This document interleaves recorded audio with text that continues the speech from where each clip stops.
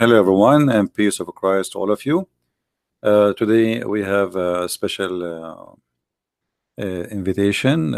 We have our sister from DCCI Ministry. She's going to make a call with me, and usually I don't really accept to speak out of my channel, but because they contacted me a long time ago, and I said then yes, so I have to keep my promise. So they will contact me soon. I think she will be with the other brother, with her.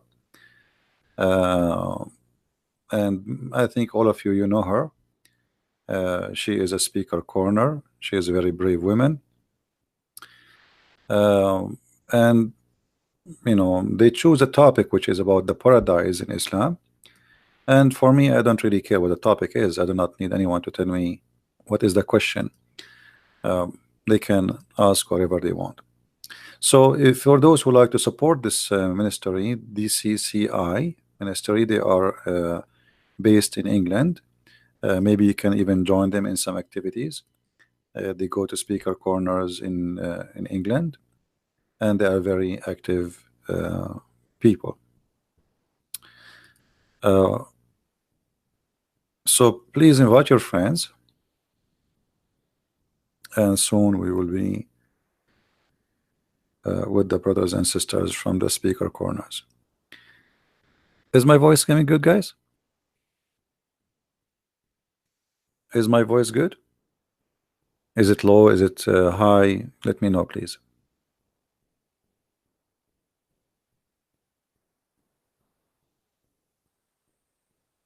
Yeah, always support the good ones. You do not need invitation, right?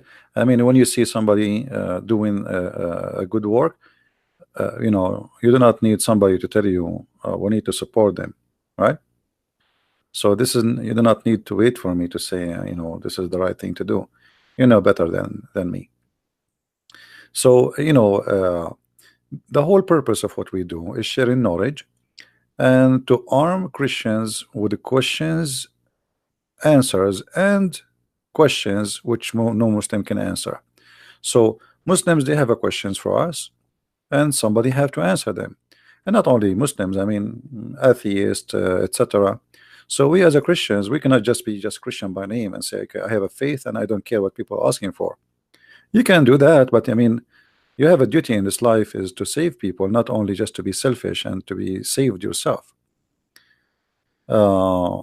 So we have always a duty, and if we don't practice our duty, then we are not really being Christians. All right. And always, by the way, like there is always I say to my admins, if a Muslim want to debate me, please verify that he is a real person, and which mean I say always I want a scholar, a sheikh, a big shot. And then my admins, they send me a link of a guy, a kid who created this chat. They are not listening. When we ask for Facebook, we do not want Facebook. This is not the point. Otherwise, he can create a. We wanted to verify who is this person. Is he worth it? Not a guy he created Facebook and you send me his Facebook, says this is the guy I want to debate you. All right. So if you want to bring me someone, he have a Facebook, we check his page to see maybe he's a sheikh, he's a shaky, he's a belly dancer. Who is he? Not a guy he just opened a Facebook 2 hours ago and he sent you a link. What I will do with the link?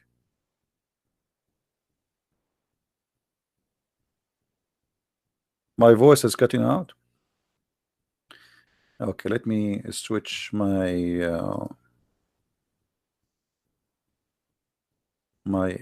internet. So and that make it kind of hard. Okay, what about now? Is it better now?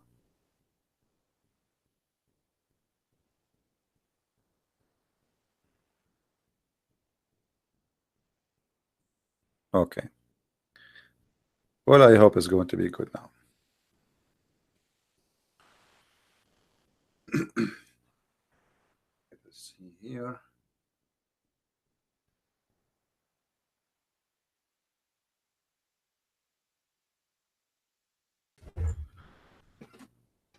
All right.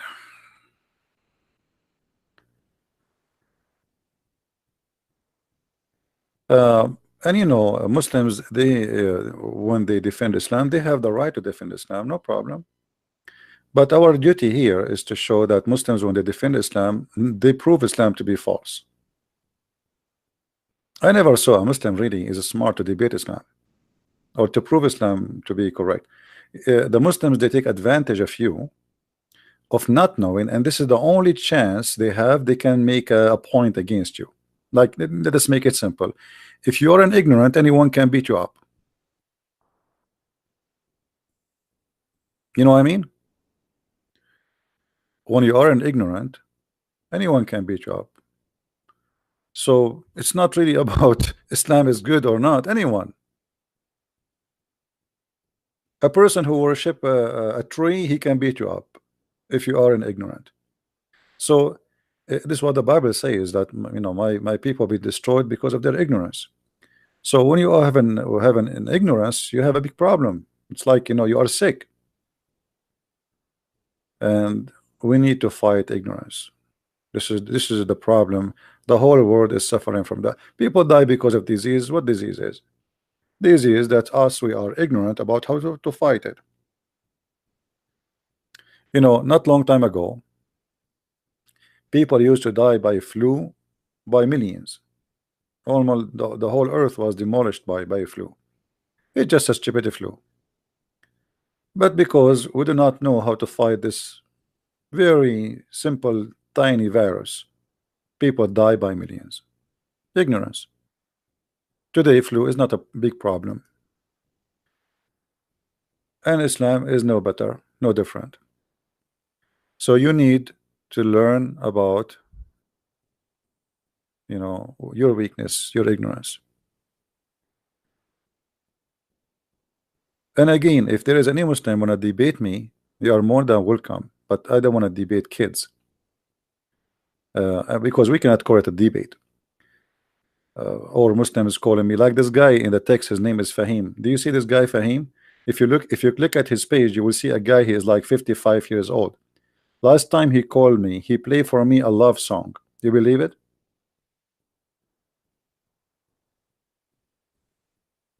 I mean, if you click at this guy image, he is maybe 55, 60 years old, and he called me, he played for me love songs. So we don't want to waste our time with kids. So when we say a Muslim want to debate me, give us your Facebook to verify, not that you have a Facebook, as some of our my admins, they think like I'm asking for a Facebook. I'm not asking for a Facebook. Facebook is just a way to see who is he, not a guy who made a Facebook 2 hours ago and you sent him to me.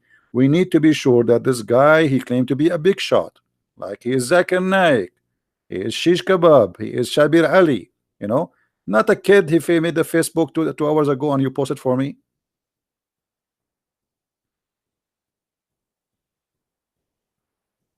So we don't want to waste our time with those idiots.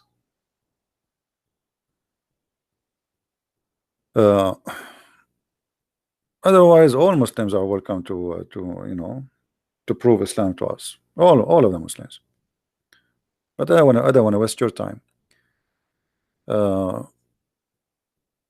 Explain 48:9. Okay. There's nothing out of the topic, but because today we are a guest, I don't control the topic. I don't know what they will talk about. We will see. Their title says paradise, so I don't know. We will see.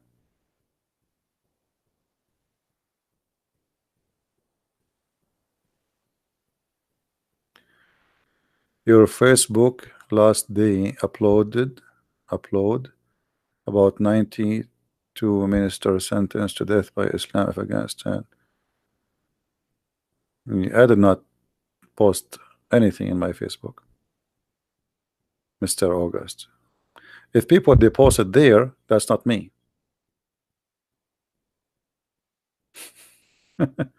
It's not me who posted. about Afghanistan. I never posted about Afghanistan. Yeah, the storm yesterday passed, and later I found out that this storm happened because Shaitan, he heard the prayer of Allah. If you remember, the Prophet Muhammad, peace upon him, he said when Shaitan he heard the prayer of the Muslims, uh, he fought, and looked like there was a lot of Muslims yesterday were praying very hard, and Shaitan was farting left and right and right. So I was like, I wasn't sure really why the wind is so strong, and the wind like smells something fishy about it, and it sounds like a thunder, to be honest with you, but it turned to be not a thunder, to be the fart of Shaitan. And here we go, the hadith in front of you. And for sure, the Prophet, he never lie. The Prophet, he never lie. Yeah, proven to be true, by the way. It's true story.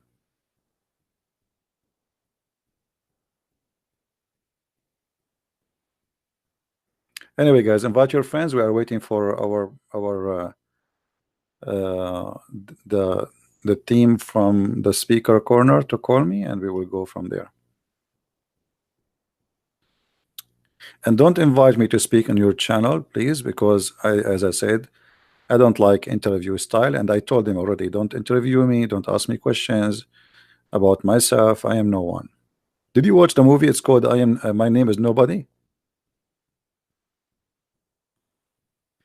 He abundant love, Arabian prophet, he lied. He says the earth is flat. Me said I said that. Hello? Hello, peace of Christ be with you, sir. How are you? Hey, sister, peace of Christ with you. So you are on our live stream. All right. I'm just going to ask a very practical question. Are you okay to be recorded in this live stream? Oh, for sure. Okay, because we do have lots of issues with YouTube. People who comes our live stream complains about their privacy. So therefore, I am asking you if you are okay to be recorded. Well, why somebody want to come and live stream, but he don't want anyone to hear him? I mean, I know. No, they want to be heard, but in somehow towards end, soon after our video finishes, YouTube sends a message to say you recorded the people who didn't want to be recorded. Yeah, so right. No, therefore, I am you asking can record you. me 24 hours, 7 days a week, no problem. How are you, sir? I'm fine. Don't call me sir. Why you call me sir? I don't know you that much. Yeah, this is the first time actually. This is the first time we talk. You text me before, but we never talked before. I mean, yes. Yeah. I don't know your favorite color. Do you have favorite color? I like the color which Prophet Muhammad he like only. Green. No, Prophet Muhammad he like red. Okay. I'm just joking. Okay.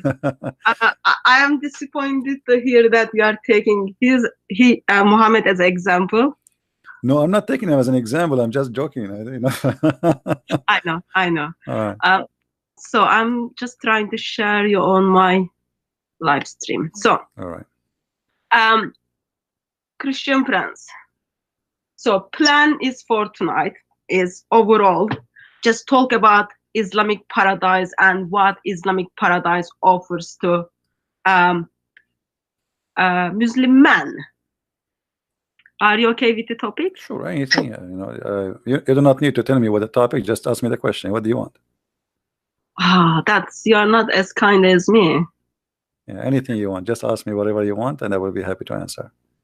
Okay, so I read your books. I think it was last year on sex and Allah. Mm-hmm. I must say it was sadly very funny, but it was sad because life of Islam looks very funny, yet it is sad. Yeah. So why did you write those two books? Well, people needed, I always do what people ask me for. So I noticed that people, they are asking for some reference in their hand, and this is a book specified, like the specialty about it. It's about sexuality in Islam. So anyone wanna do research, even if you want to do academic search, he will find a great reference about this topic in such two books. So now So you do not need what to I go have done was, through like tons of books to find some restaurant, like some reference. So I made them easy, and I did not put everything there. I put what is enough to prove a point. so I've done something very practical. I am not Arabic speaker. I am from Turkey, All right. and I went to mosque and I took your book with me. I think it was volume 1. All right. And I wanted imam from the mosque to just tell me what was happening in one of the hadith. Mm-hmm. It is the hadith when wife is beaten, her skin is greener than her dress, and Muhammad says you need to sorry for the language, taste. I will say it. Don't say it. Taste her. Yeah. You have to taste his juice. Yeah. Yeah, so I took that to mosque, Hmm. and imam told me actually that's not in hadith. Really? And then I was asking, are you sure? And then he said, no, it's not in hadith. I found the Arabic version hadith and I took the physical copy to imam. And he started telling me, actually, that is wrong translation. Okay. What is the correct translation? So correct translation was actually supposed to be if just a marriage, not the zawaj. Word is zawaj. What zawaj? So he told me there are two words in Arabic. One of them is nikah, other one is zawaj. Mm-hmm. And he told me the word which is in that hadith is zawaj. What is the word he says it is zawaj? What is the word he's saying? Marriage. It needs to be marriage. So he's just simply saying, go and marry with this guy to go back to your first husband. Well, we can go right now and we can read the hadith. Let us go there. And I will use the Muslim translation. Yeah. So they will not say, he is using his own translation, right? I mean, there's no excuse after that. This is the hadith I'm going to share. I can send you the link actually in Skype. I don't know if you can open it there. Let me share it with you. Okay, I'm not very good with technology, so you need No to problem. be. I will kind. read it. I will read Be it. kind to me. Yeah, it's okay. Don't worry. It says here, Rifa divorced his wife, whereupon Abu Abdurrahman, etc., married her. So there's a guy, he divorced a woman. His name is Rifa. The other guy, his name Abu Abdurrahman, he married her. One day, this woman, she came to her to Aisha, as she complained that her husband had beat her until he made her skin greener than her clothes. And then Muhammad, he came and he asked what's happening. So she said to him the story that her husband did beat her. Then Abu Abdurrahman, he heard that she went to Muhammad. So he came and he found his wife. She went to Muhammad. So he came with his two sons from the another wife.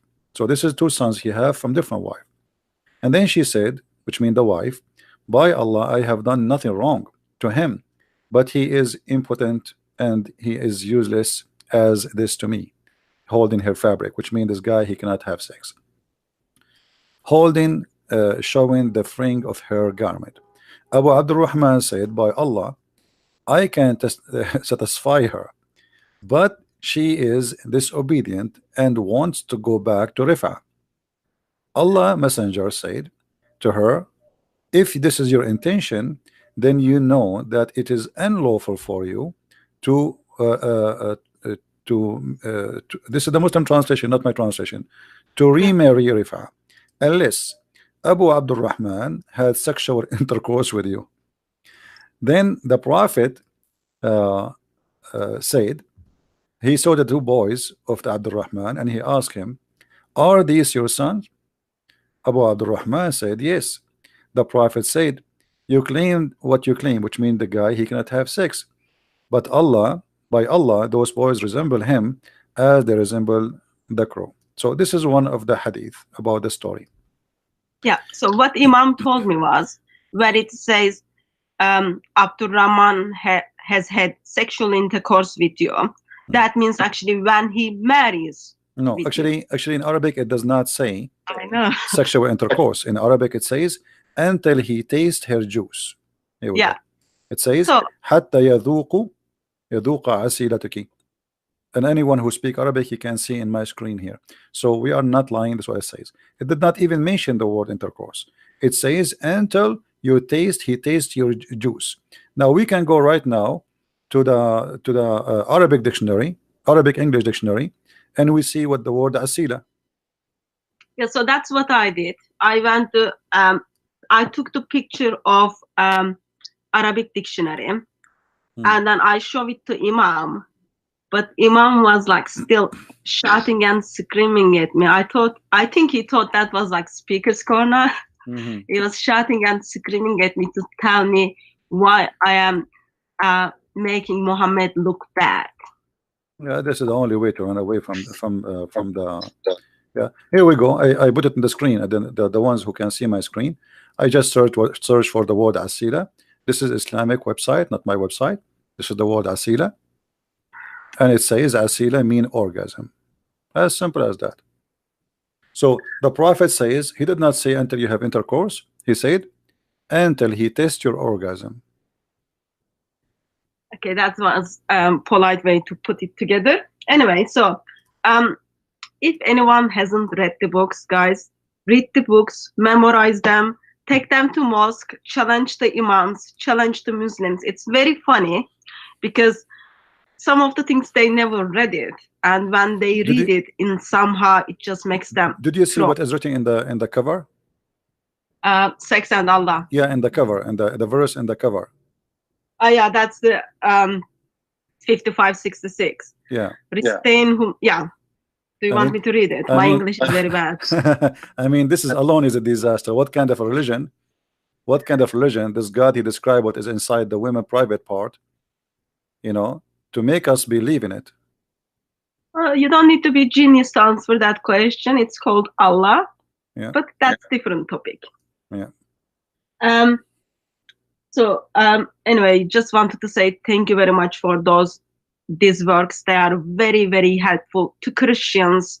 Also, it is very helpful for Muslims who never even bother to think about what their religion is teaching. But as I've been harassing you for a long time now, I want you to kind of just tell us a little bit about what does Islamic Paradise is offering to Muslim men when it comes to men or when it comes to boys.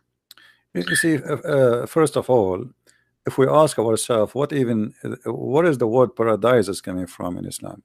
I mean, the God of Islam, obviously he is not God, because he mixed between what is heaven and what is a garden. As an example, if we go to the Quran and try to find the God of Islam is speaking about heaven, suddenly we will find that Allah, he speak about the Garden of Eden. Garden of Eden. And that is all over the Quran. Chapter 9, 72, chapter 13, 23, chapter 16, 31, 18, 31, 19, 61, 35, 33, 38, 50, 48, 8, 61, 12, 90, 99, 98, 8. So all of this is speaking about the Garden of Eden. But how the Garden of Eden came to be in the heaven of Allah? This is showing us that the one who wrote the Quran, not only he is an idiot, he is ignorant, because the Garden of Eden is not supposed to be in the sky. But in Islam, suddenly the Garden of Eden is jumping to be in the sky. And here, if you look at the heaven as an example in chapter 18, verse number 31, you will see how silly this heaven. I know you want to know about the boys, but we want to give introduction to those people who they are trying to understand. If you go to that verse in 1831, you will see it's speaking about that Allah will give me a bracelet of gold, and I will wear a green silk clothes for eternity. and I will be laying down in a couch, and I will have a pillow underneath of me. Okay, so if just a moment, green is not your favorite color, so your favorite color is red. What are you gonna do? None of those actually is my favorite color anyway, but I'm just joking with you. But in here, like, scope the argument. you see, If you see, this is the good thing about women. You know, like women, they want to know what the color you like. This is not my topic. Focus with me in the heaven. So the heaven is of Islam. It is very silly, very silly. What kind of God he promised me a bracelet in my hand, and I am a man. Why a man when I wear a bracelet? A bracelet of gold, and then I will wear a green silk clothes all my life for eternity. How boring.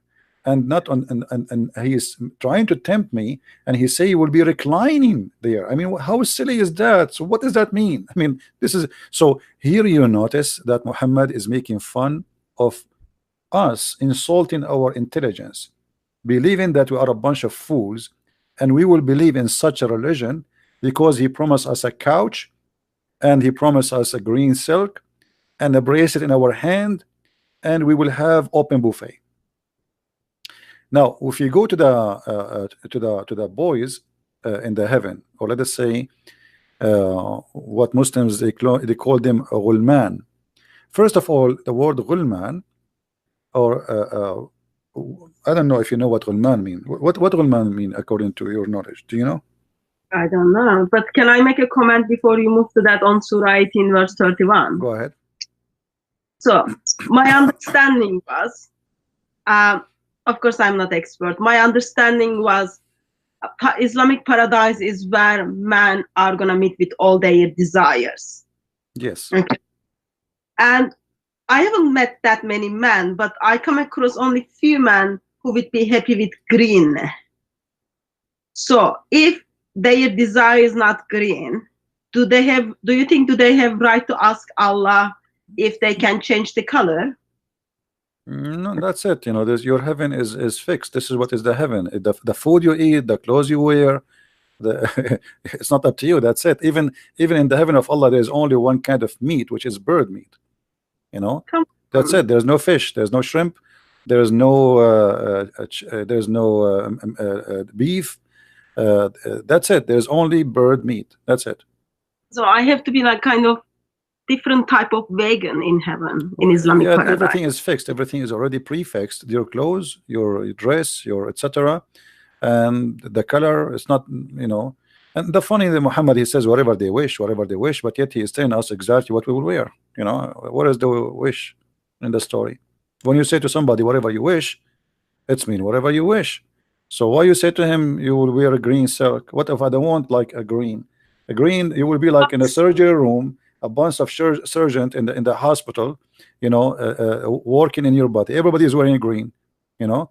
What about silk? Because there are people who are allergic to silk. Actually, he did not say the word silk. You see the translation in there. It says silk, but the fact it is silk, but it's not really silk as just silk. It is it's like Gucci.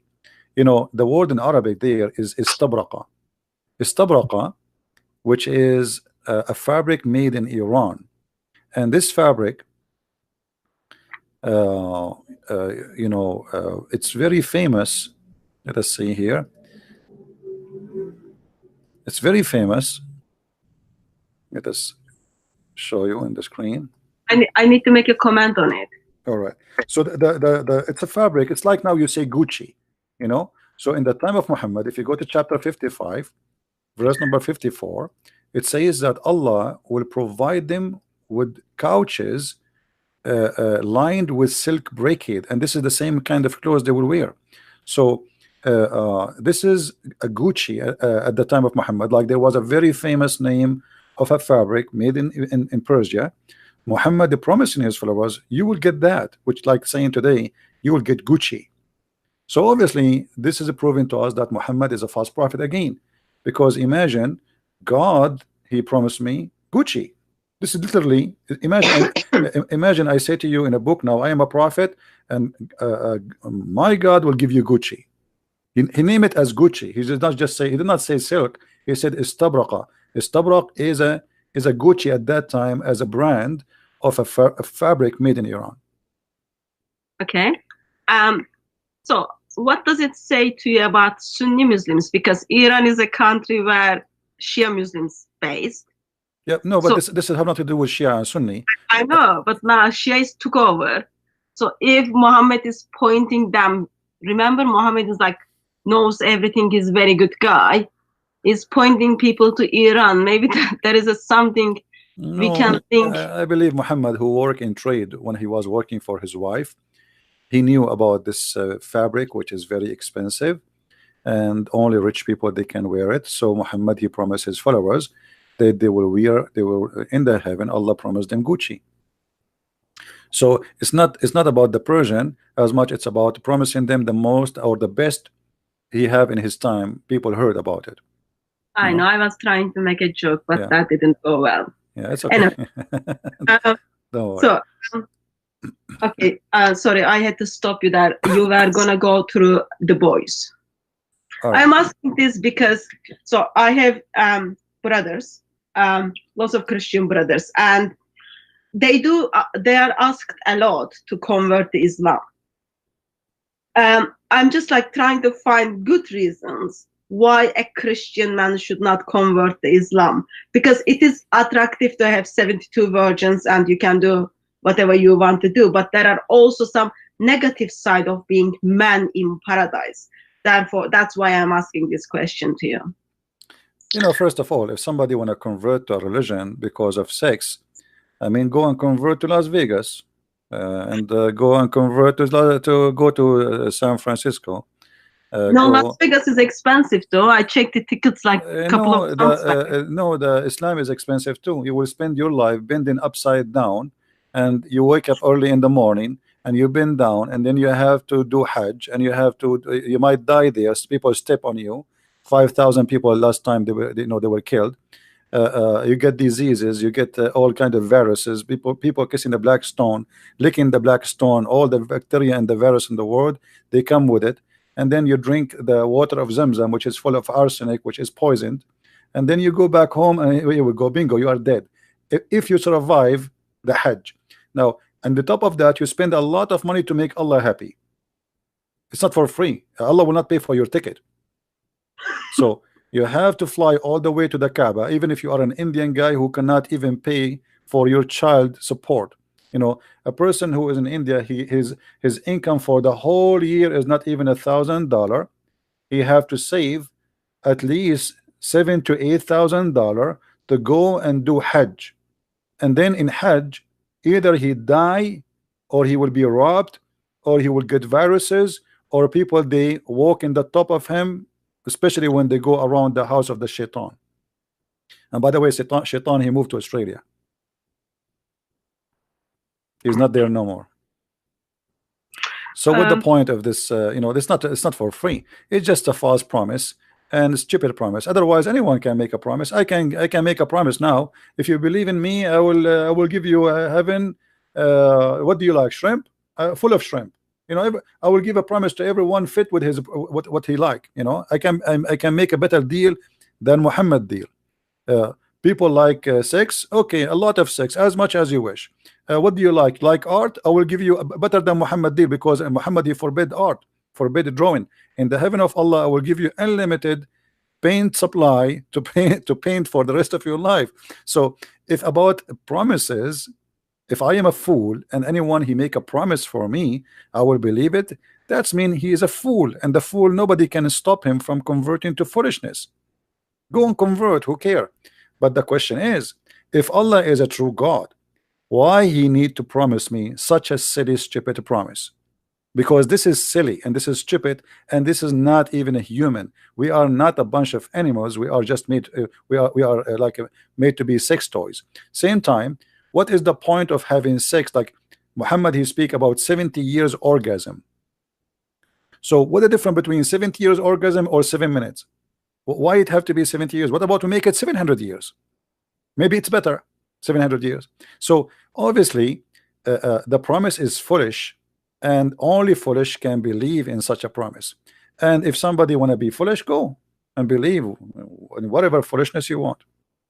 So 1.84 billion Muslims are willing to make a bargain, getting all those 72 virgins, all those like sex, all those kind of things, versus in somehow they don't want to make a bargain on the good things you are offering them. Well, That trust says me, a lot the about one mind of Islam. sister, the 1.4 billion Muslims, none of them believe in Islam. If they do, they will do jihad, and this is why they are not doing jihad. Because simply, if they believe in Islam, because the one who do jihad, he will get better versions and he will get higher rank. So obviously, none of them believing in this garbage, and none of them want to get the ranks which is higher, because is the heaven of Allah is 100 floor, and every floor have different rank and different reward. So when you go in the heaven of Allah, if you are a person who did jihad and die for the sake of Allah, Allah will give you a lot better women. But if you are a person who just a Muslim, the lowest heaven, the lowest reward for a Muslim in heaven is 300 boys and 72. This is the lowest. Yeah. So So that's where I step in. Sorry, that's where my question starts. Okay. So Muslim man wants to follow Islam as faithfully as they can, and they want to take the life of non-Muslims in name of Allah, and they end up in this Las Vegas where they are going to get 72 virgins alongside of 300 boys. What are those boys are going to do in paradise? Yeah, first of all, they are not boys. So what are those 300 things? The word ghulman is coming from the word ghulma. Ghulma is somebody, I don't know what the equal word in English. Let me see in the translation. Hold on. If somebody, he is an age where he is like a youth, but he is so excited for sex, that is what is ghulma mean. If we go here, actually here we go. This is the word ghulma. This is the word ghulma. This is Islamic dictionary, not my dictionary. This is the word ghulma, where the word ghulam coming from. It says here, this is all the description for the word ghulma. So those ghulman, they are boiling for appetite of sex, sexual desire. So Muhammad is not only promising them that you will have, like here they say, nophomia. I don't know if I'm saying it correctly. Nephomia, nophomonia. I don't know what to say it. So yeah, it's not, English is not my expertise. It's okay, but people, they can see my screen, they can read it. But anyway, this is where the word ghulma is coming from. The word ghulam. So Muhammad is promising them ghulman, not boys, not just boys. They are not, because when you say boys in English, it means maybe he's like 6 years old, or this is not what it says. They are ghulman who they are facing, let us say, they are in a stage of their sexuality is in the top. Their sexual desire and needs is the top human being he can have. So at that age, this is what Muhammad is offering in heaven. Now, why Muhammad is promising them such a person, or such a, if we can call him a young youth, like teenage, who is so horny? What is the point if he is just going to be a servant? There's other hadith where Muhammad, he says, sorry, you've got 300 of those boys. I'll call them boys because I can't pronounce that Arabic word. And also those of, if anyone is eating, it will make them sick. Actually, the number, hold on, the number is not really 300. There's a hadith says 300. There's a hadith says 80,000 boy. In the first floor of paradise. Yes, this is for the bad Muslim, not for the good Muslim. Okay. If you go to Jami' al-Tirmidhi, Jami' al-Tirmidhi, hadith number 2562, it says the least of the people of paradise in position is the one with 80,000 servant, which they are the ghulman, and 72 wives. He shall have a tent made of pearl, etc. And then he described the rest of the accessories. Yeah. Okay. Sorry. maybe it's my English or maybe it's my maths. Something is not matching up. So you have one man, okay? He's got 72 virgin wives and up to 80,000 boys. Yeah. Yeah. And so he's gonna have sex with them, with 72 people each day. Okay. So one day is 24 hours divided 72. Not very good number.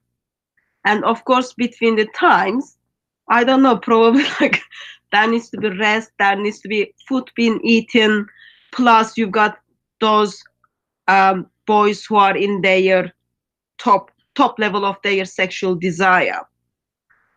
Is it my maths is not matching here, or there is like something else going? No, here actually there's a lot of like stupid promises Muhammad he made, because remember we just mentioned that Muhammad he promised the Muslim he would have an orgasm of 70 years. So that's me. What the benefit of having those 72 if your orgasm will be 70 years? That's mean in order to I mean if the orgasm is the short time compared to the sex time. So let us say if the orgasm is 1% of the sexual relation time, so that means the sexual relation time is going to be what, 500 years. So by the time you finish with the first one is going to be maybe 500 years or 570 years, and then you start with the second one. So in order to finish the 72, maybe it's going to take him maybe 35,000 years. So you know what I mean? Because the number hospital, is there a hospital in Islamic paradise? Because I am assuming man will need hospital or woman will need hospital. So 70 years orgasm. This is just the orgasm. The orgasm is a short period compared to the sexual period. So if Muhammad is saying it is 70 years, then we have to think about, so how long the sex will be? Well, it's going to be 2 minutes? No way. It's going to be 5 minutes? No way. It would be funny if sex is 5 minutes and the orgasm is 70 years. So if the orgasm is 70 years, the whole process is how long? You know what I mean?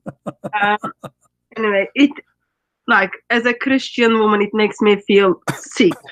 But I don't know how does it make feel Muslim woman, because there was I spoke to a Muslim woman once. She was okay with it. You know what the Muslim will say to you? I mean, he is that's it. This is his religion. This is his stupid cult. He will change it. He cannot. So he will say it's good. I mean, I'm happy with it. But the fact, I'm sure many of them they have a lot of questions in their head. I mean, what's wrong with this God? What you know? Why sex occupies so much of the head of Allah? He cannot make us happy in different way. I mean, God is almighty and he can make you happy. Happiness is not difficult for God to bring it to you. So if happiness became just sex, then this God must be a sexual God, because he concentrate. If we go and read in the Quran, the only promises is either about gold, silver, clothes, food, and sex. And sex will take a big portion of this heaven. So everything is about the belly and down. There's no heart, there's no love, there's no, you know, what about God created Adam and Eve?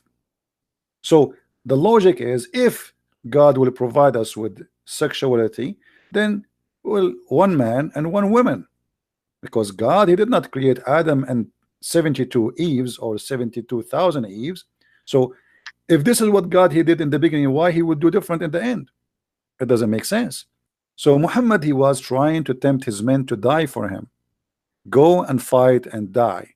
And the promises is so cheap. I mean, talk is cheap. I can promise you heaven as you wish. I can promise you the biggest, even Muhammad, he promised a guy that he will have a corner lot in heaven, and he in exchange of his palm tree farm.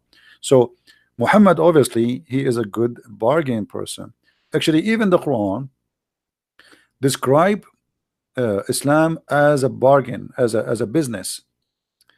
uh, Muhammad, he says, shall I his God told him supposedly, shall I lead you to a bargain, a business, you know, which will bring you to Allah, and get a great reward? It's a bargain, you know.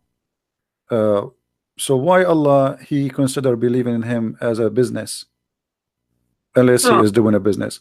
Muhammad is a businessman, and he is saying to them, Allah is a business too. You believe in him? Here we go. Read chapter 61, verse number 10. Oh, who you believe, shall I show you a commerce that you will save you from painful doom? It's a business, it's a trade. You give Allah this, he give you Allah that in return. so let me go back to my Christian brothers who might think it's good offer to buy Islamic paradise or get the Islamic paradise.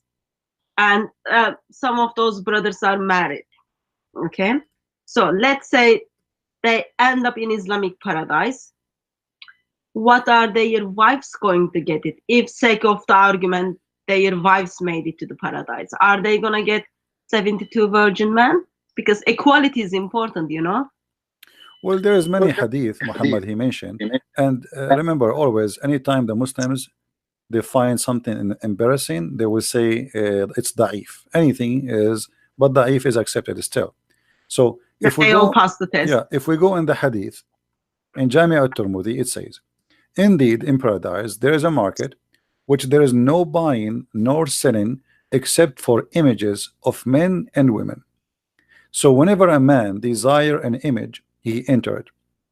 What does that mean? This is the Playboy magazine of Allah. So now in the heaven of Allah, the heaven, the sexuality is not a sexuality about man sleeping with women only. It is a magazine. There's a magazine store, big mall. There's nothing there. There's no fruits, there's no vegetables, there's no clothes, only images, pictures, Playboy. And then the customer is a man. There's no women customer there. So the sellers, the one who is going to buy is a man. And if the man desire an image, he enter it, which means he will have sex with it. But the images are images of what? Images of men and women. So Islam clearly speak about homosexuality in the heaven of Allah, and it's widely promoted, and they have no problem with it. Actually, I have a video, I don't know if you heard it before, where a guy, many of them actually, they speak about sex in Islam, and the person, he said, there's no problem. What's your problem? You know, yes, in heaven there is no sin. A man, he can even have, I asked him, so you can have sex with your mother? He said, so what? Why you don't understand? There's no sin in heaven. I do get as well. Sorry? Oh, is that my, I can hear my voice back. I do hear that a lot as well. Muslim men don't see there is any issue that they might have sex with their sisters or with their mothers, even if with their grandmothers. Yeah, because simply heaven in Islam is nothing but it's a hippie house, you know, like the hippie revolution in the 60s, where you know, European people, they decide to go wild and they want to just have a free sex as they wish, anytime they wish, in the beach.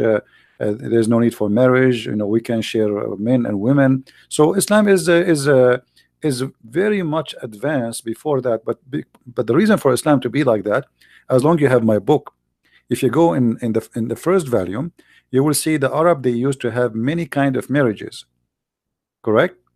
Yeah, many. And many of those marriages based in exchanging women.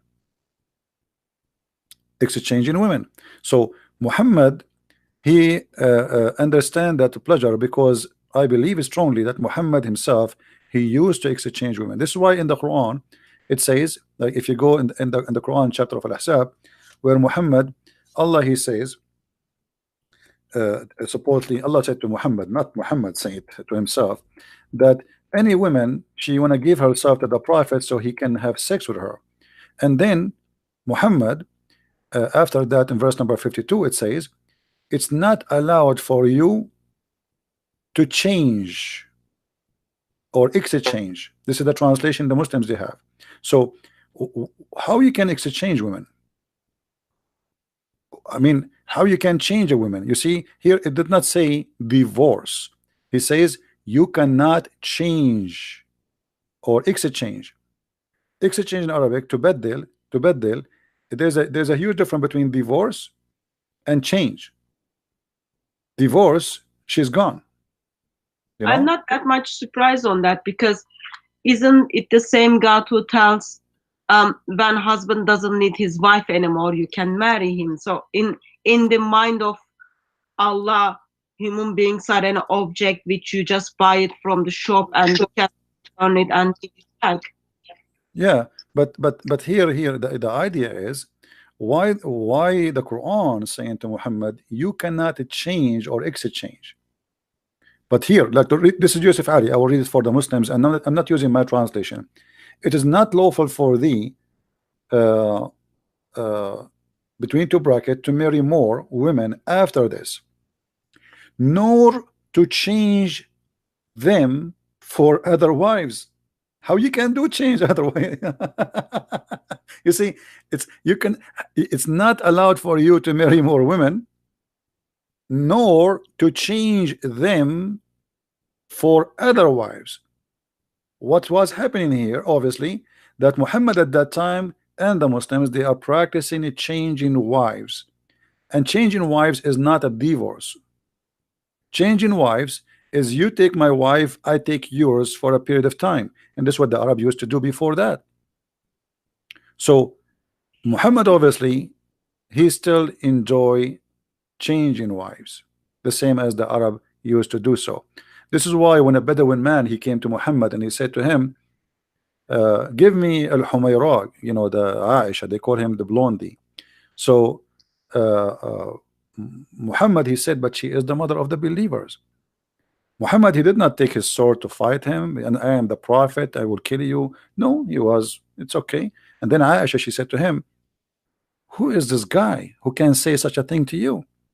Muhammad, he said, he is a fool we have to obey, which means if he insists to take you, he will, and I will give you to him. So sexuality in Islam is beyond just it's not just like you know, heaven and even in earth. I mean, is earth is different from heaven in Islam? All of it is about sex. Let me ask you a question. I'm guessing you've been Christian long enough. How, may I ask, like, how old are you? Are you like in your 30s, 40s, 80s? I'm very old, even you know. Okay, I'll think you are in your 70s. Yeah, 80, 90, can say. Yeah, I'll go with 70s. Okay. For last 70 years, Right.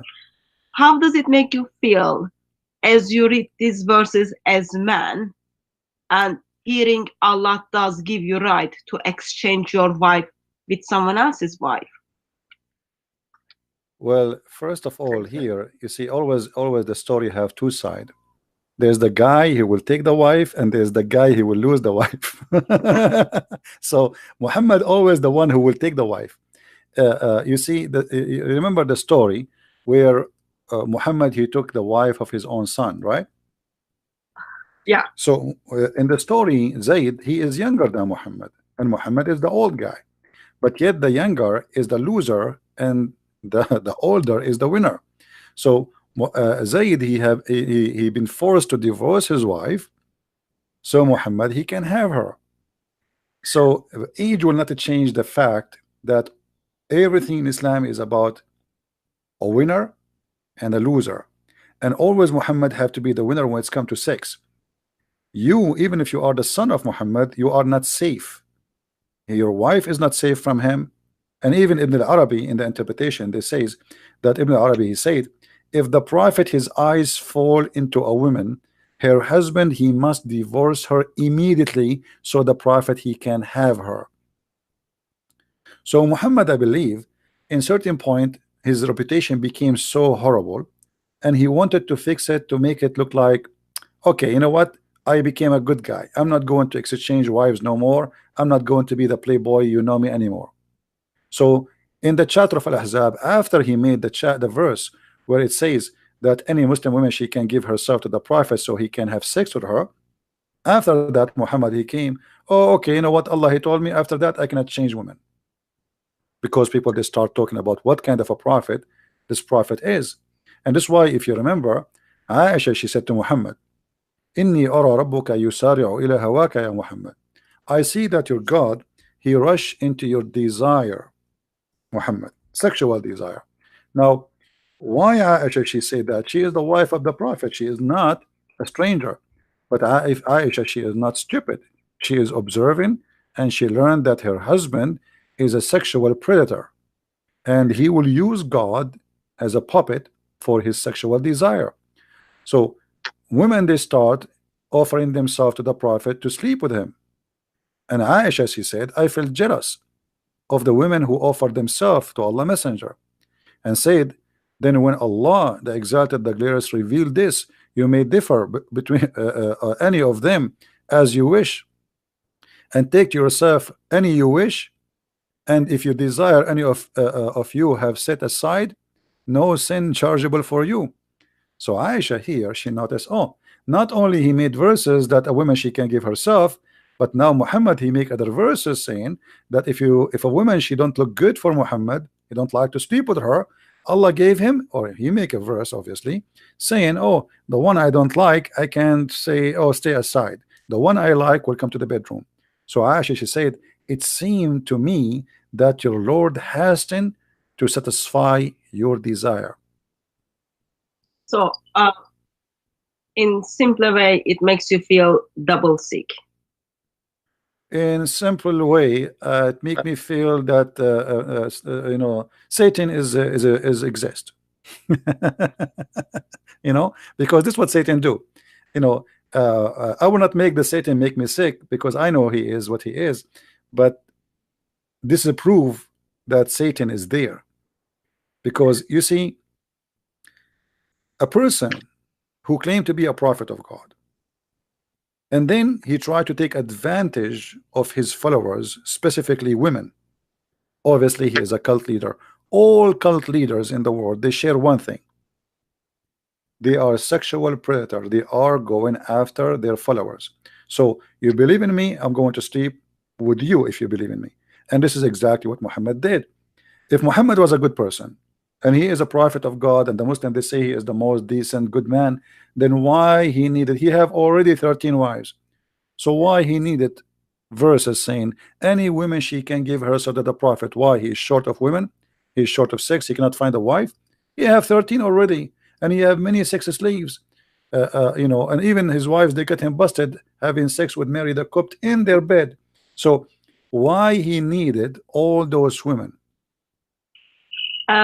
Okay, so Muhammad had lots of wives, he had sex slaves, but still he need extra people to meet up with his sexual desire, and he's offering that sexual desire for his followers when they get to paradise. Go back to those boys in paradise. I'm really curious about what are those boys are gonna do in paradise. Well, the Muslims, they say that those boys are going just to serve us. But what they're gonna serve with their like all high, I don't know what is the term for that, high level of their ready to have sex desire. I don't know what is the term for that. Let us analyze what the Muslim, they will say to us first. The Muslim, they will say no, they will not have sex with them. They will just serve you. Okay. Now, there's a video on YouTube published by the Dean Show, and the guy who speak there, his name is Dr. Dermelli. I forgot his first name. People, they can search for it. It's called The Description of Paradise, and he says in the heaven, if you wish something, is going to be in front of you right away, which means not the servant will bring it to you. Like if you see a bird in the sky, you say Subhanallah, and the bird will be cooked in a dish in front of you. When you finish eat, there's no dirt, it's gone. So why do you need servants then? This is the question then. So why we need, what servant will do? And imagine, not only that, in the heaven of Allah, your clothes will never go wrinkles, and you will never take a shower, and there's no dirt, and there's no dust, and there's no cleaning, and there's no sweat, and even there's no sperm in some stories they say. So what the servants are for, what they will do? This is the question the Muslims cannot answer. The Quran says that those servants, they will go around them serving them, and they have cup of wine, and then it says la yanzifun, and they will not bleed. Now the Muslim, they say the word bleeding there is about not about bleeding from like using blood, it's about getting drunk. But why the boys will get drunk? It is the masters who would drink, not the boys, you know. So in today's society, servants wouldn't sit down and then eat with their master. I am assuming in Islamic paradise where man doesn't need anything, like they don't even need servant, still they do get those boys. You see, if you watch this video, I encourage people to watch it so they can laugh. The guy, he said you will have 80,000 boys serving you. Now 80,000 boys To one man. and yeah, for one man only.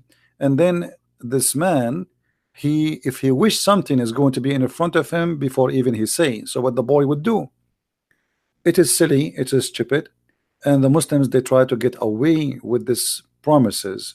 At the same time, isn't it, this is a child abuse? Let us say they are But youth. slavery is all right though in Islam. It's all right, yeah, but Yeah, so but, they wouldn't complain about but those who claim that Islam is a good religion and Islam is have ethic, I mean, where is the ethic in this?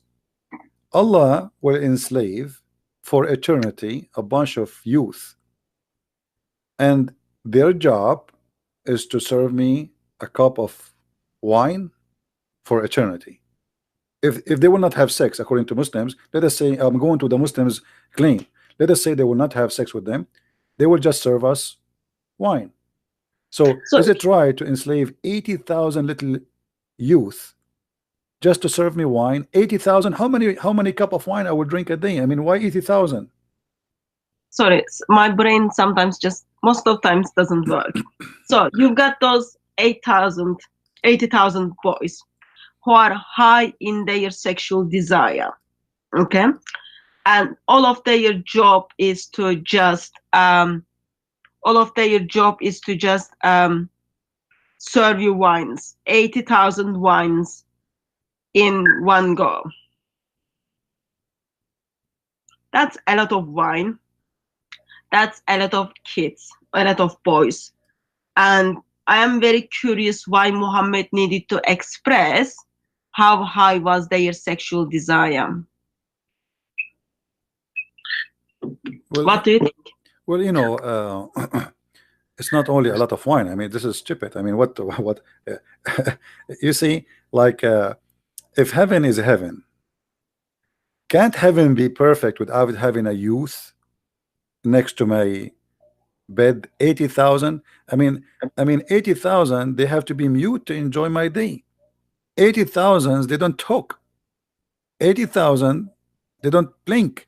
80,000, they don't even make a sound when they walk, because if you have 80,000 chicken and they walk around without talking, without making buck, buck, buck, buck, buck, they would drive you crazy by the sound of their feet. So you have 80,000 youth. This is an army. You can fight, and you can, you know, there's some countries until now they don't have 80,000 soldier. So 80,000 just to serve me wine. Well, life must be very hard in paradise, Christian friends. You can guess, like having lots of sex for long times, you need lots of drinks, and you need those sexually high boys to serve you drinks. For me, I see it very, very silly, and it's an insult to our brain, like how anyone can believe in such a garbage. I mean, 80,000 little boys, and they are youth, and they are horny, and they will be and not only that, the Quran could describe them, they are white like pearls. Why they have to be white like pearls? Why they have to be so beautiful? You know what? So obviously the man is enjoying their beauty too. Otherwise, why I need those boys who they are youth, who they are very horny? Why they have to have such a look, such a face, and such a design? It doesn't make sense. But the whole idea is promises is cheap, and Muhammad is speaking to a bunch of Bedouin. The Bedouin, the Arab, they love sex, they love to drink, they love even the Quran. Muhammad himself, he was a heavy drinker, him and Umar al-Khattab and all the Muslims, to the point he became the joke of the town. Everybody, when the Muslims they pray and they are drunk. So Muhammad, after the people start making fun of him, he come with a chapter 4 verse number 43, where it says Allah told Muhammad, supposedly, for sure this is Muhammad, he said to the Muslims, "Oh, who you believe, approach not prayer when you are drunk." So imagine how much they are obsessed with drinking, those Arab in the time of Muhammad, to the point they cannot pray. They are, when they go to pray, they are falling apart. So they are a bunch of drunken people. So Muhammad, he did not forbid that until he himself cannot drink, and then he says the wine is haram. Now here you will see the contradiction. Why wine in earth is bad, and why wine in heaven is good? I know Especially, the answer to this question. sorry. I know the answer to this question. All Would you right, like me to answer? go ahead. So, according to an imam who I spoke, he said Allah wants us to control ourselves in this world, and then we will get the wines in paradise because we deserve it by controlling. And my response to that was, morality of Allah changes while people are in this world. His morality gets worse when people end up in paradise. But the Muslims don't control anything. The Muslims, Muhammad, he legalized all adultery, he make it legal, including prostitution. Like, is a prostitution haram in Islam? It's not. No, that's why we do have lots of grooming gangs in UK. I'm not sure if you heard of it, thanks to teachings of Islam. I don't know what is that, but prostitution in Islam, as long you are using your slaves, it is halal. Chapter 24, verse number 33, it says that force not your maids, who they are your slaves, into prostitution if they desire not to do so. But however, if you force them, Allah is all merciful and forgiving. There's no punishment in Islam for any Muslim if he use his slave. She have to be a slave, not a free woman. If he use a slave he own for prostitution, it is legal, it is halal, and there's no problem with that. And the only condition here in the verse says, force them not if they choose. Which means if you ask her, do you like to do prostitution, and she says, "Hey, good for me," then business is good. However, even if you force them, Allah is all merciful. The Muslim, they say Allah is merciful for them. Okay, but what is the punishment for prostitution in Islam? You see, the verse doesn't say never do prostitution. The verse is so clear. It says force them not to do prostitution if they choose. If they choose not to do prostitution, and if you force them, Allah is all merciful. So where Muhammad he says prostitution is forbidden? Nowhere. The verse is so clear. So same time for the muta.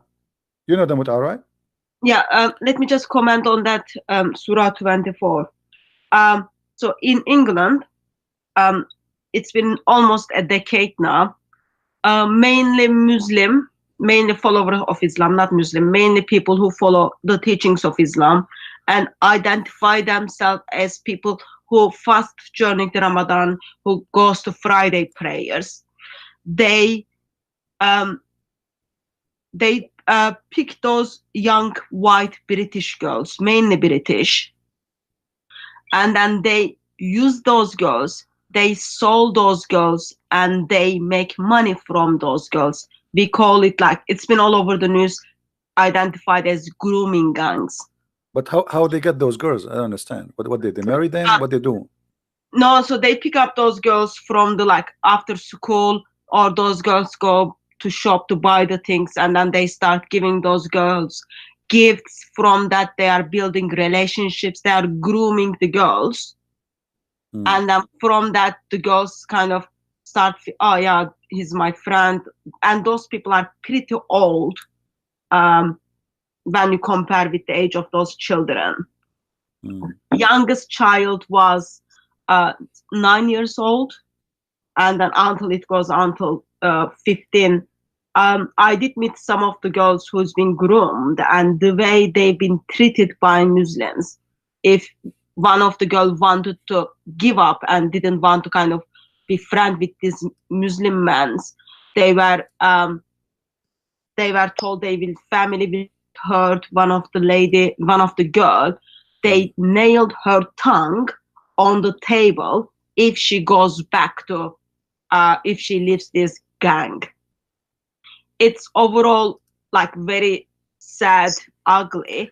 But when we see those Surah 24 verse 33, it makes sense for us why Muslims are using those mainly white British girls to make money from them, because apparently Allah is all merciful and all forgiving. Allah doesn't have any problem. I don't want to blame a cult like Islam for what's happening here, because it's a cult and everything is halal. Especially it is not, you know, they cannot do that to Muslim girls. They are doing it only to non-Muslims. So we understand who they are. But I want to blame the society in England. I mean, where is the parents? Where is the family? Where is the mother? Where is the father? Where is the government? Where is the police? Obviously, there's something wrong there. So family is already broken. So, social services didn't do their job. Police didn't want to offend Muslim community.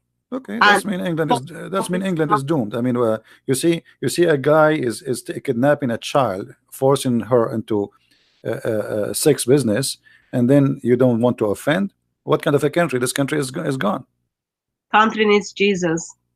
The country is gone. This England is became a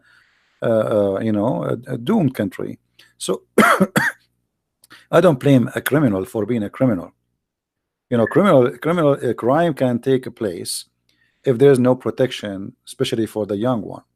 So don't blame the criminal only, blame those who allowed the crime to happen. And obviously there's somebody, the criminal here is not only those who commit the crime, is the government, is the parents, is the society who allow such a thing to happen.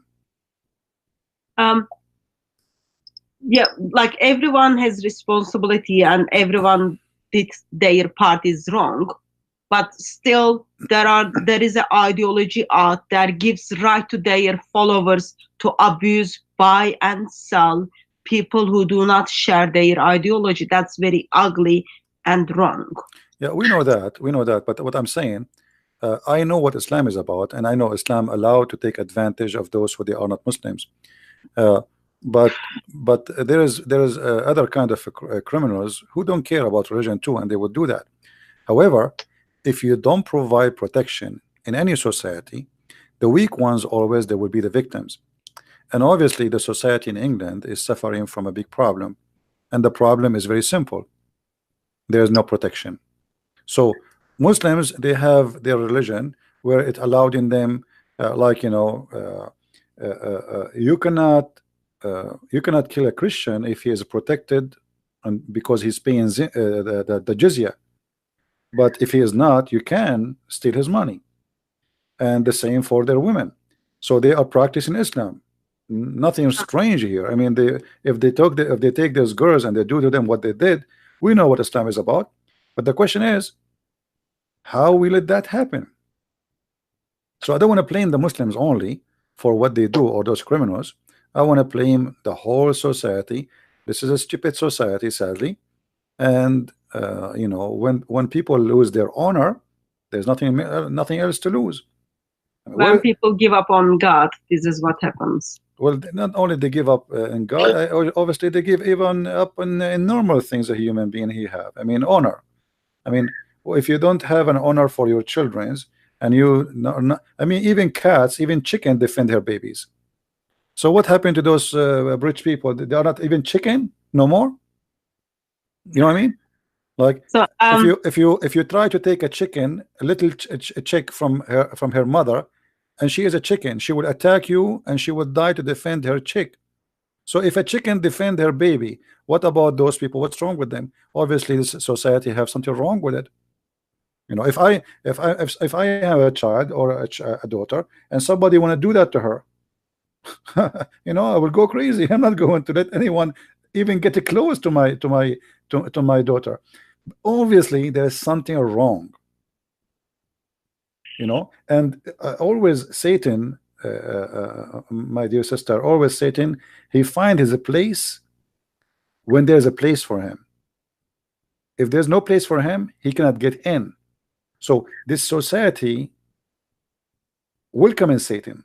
Actually, England became the nest of Satan, because every terrorist in the world, he want to run away, he asked for asylum, England give him asylum. okay, I'm not gonna comment on that. So can I ask another question? Sure. Just changing the topic. All right. So I hear from mainly from Muslims, Muhammad was very good man and he's like very good example. And one of the good thing Muhammad did was feeding a cat. Apparently he gave milk to cat. Do you know where this comes from? Well, you know, the strange is Muhammad, he gave milk to a cat, and there's a hadith says a guy who gave water to a dog, he will go to heaven.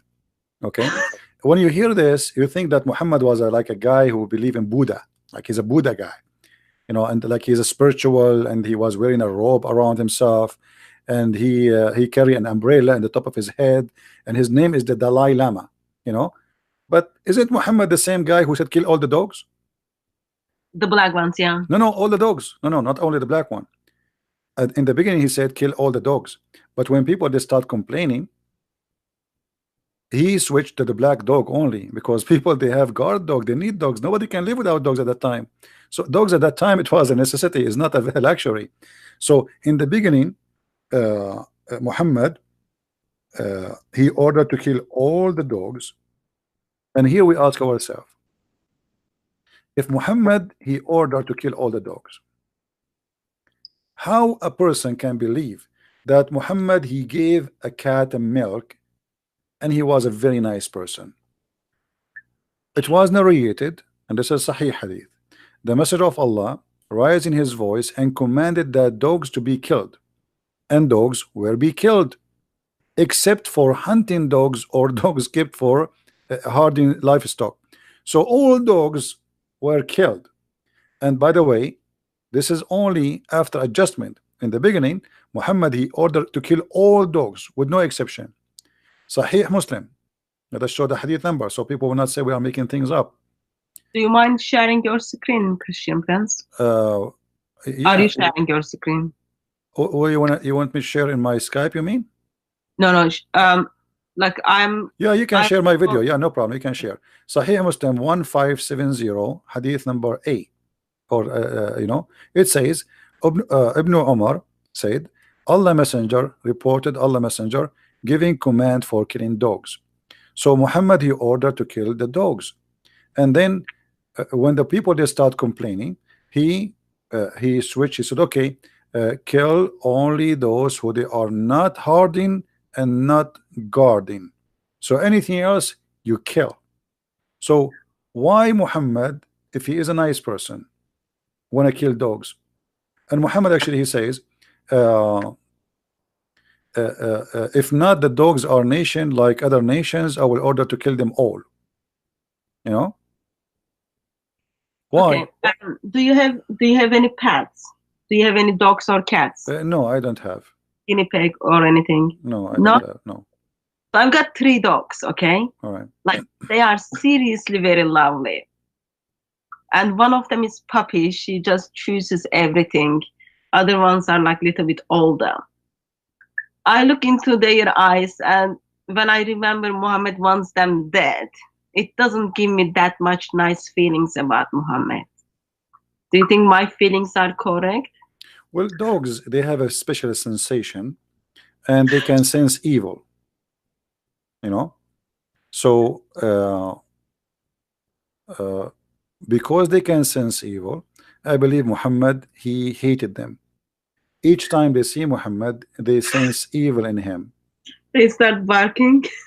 Well, obviously there's something. I mean, why the guy, he is ordering to kill dogs? I mean, he is a Bedouin man, live in the desert, and everybody need a dog. So a dog, he bark anyway. If we see a stranger, he would do that. But so why you hate all the dogs? Doesn't make sense, you know. So as you see here, I'm showing the hadith in the screen. People, they can see it. Yeah. And this is hadith number 1573a. It says that Muhammad, he ordered kill all dogs, all the dogs, and then he made an adjustment. Then he permitted keeping the dogs for hunting and protection. So there is no need for any man. I mean, dogs are very beautiful animals, you know. What if a dog, he is weak, he cannot protect you, but you like him to stay alive, and he is cute, you know, he's funny, the kids are playing with him. According to Muhammad, we kill him. That's just heartbreaking. I'm double heartbroken about and it. And you know, this kind of a person, obviously he have a mental illness, because you know, I can be maybe a person, he have a phobia from dogs. Maybe one day when he was a kid, he was bitten by a dog, but that is not an excuse, you know, to kill all the dogs. That's stupid, actually, you know. So dogs are very faithful. Dogs are very faithful, and they are always the best friend for a human being. I mean, if a guy, he lost in the middle of nowhere, which one you prefer, to have to be by yourself or to have a dog with you? For sure you will have a dog. So dogs never been a problem. Now, there's sure, for sure there's some bad dogs, you know, but there's bad human too, you know. If a dog, he bite, there's a human they kill. Should we kill all human? You know what I mean? So what? Why we need? And then you will see here the superstition of Muhammad. When Muhammad, he says that the black dog, and then he switched to the black dog, and he says you kill not only black dog, any pure black animal. You need to ask yourself, what is the phobia about the black color? Why? Sorry, CP, sorry. I was told that you are not showing your screen on your channel. Is that correct? No, now it's showing. Now it's showing. Okay, sorry. Yeah. So the Messenger of Allah said, if it were not that dogs were part of a nation among the nation, then I would order that all of them to be killed. Now here we need to ask ourselves, why Muhammad, he hated dogs so much, and then why he switched to say kill the dogs which is a pure black. They ask him, what is the distinguish between a yellow dog and white dog from a black dog? He said the black dog is the devil, is shaitan. So Muhammad, obviously, he believed that black color is the color of Satan. So you kill this is why in the Middle East, you will not see, if there's a black horse, he is totally black, they will kill him if he's totally black, because I've got 3 dogs and 2 of them are black. Sorry, you had what? I've got 3 dogs and 2 of them are black. Well, you know, those are the enemy of Allah. You know, I believe my dogs are made for heaven, but anyway, not for paradise. Yeah, well, I don't think dogs deserve to go to the paradise of Allah anyway. I mean, it's not nice for them. But here you will notice that this person, he have a mental issue. I mean, a person who is little wise, he should understand that those are poor animals, you know, and we should not kill a dog because he's black or just because he's a dog. That is not only any human unjust. This is an evil. It's stupid. It's stupid to believe that a black dog is Satan just because he's black. So how in the world Muslims, they can believe in a man like this to be a prophet who tell them about the right and wrong? Isn't it obvious that this is wrong? I would love to see what the animal lovers will say in 21st century. Well, But that's just a different you topic. see, a human being, he always was in love with dogs since the beginning of time. This is why dog is the best friend of a human or a man. So to come with such an argument that dogs are bad and dogs should be killed, it's exposing a kind of mental illness for this person. So just go back to my question on Muslim reasoning that Muhammad was very good man because he fed the cat. So you, like, how long have you been looking into Islam? So you are 70. Can we say like last 60 or 65 years? Sometimes I have over 100 now. You know, by knowledge. No, look, listen. If Muhammad nice to cats, why he is not nice to human? Oh, well, so just a moment. How long have you been studying Islam? Over 70 years? You know, no. You know, let us say. Okay, I'll ask much simple if you don't want to share your age. Have you got gray hairs yet? You see the woman questions. If you've got gray hairs, that means Islam gave you gray hairs. I don't know. Last time I looked at the mirror, it was a long time ago. So don't ask me those questions. Okay. Okay. Anyway, maybe I don't even have hair. How you know? Maybe I'm like Sam Shamoon.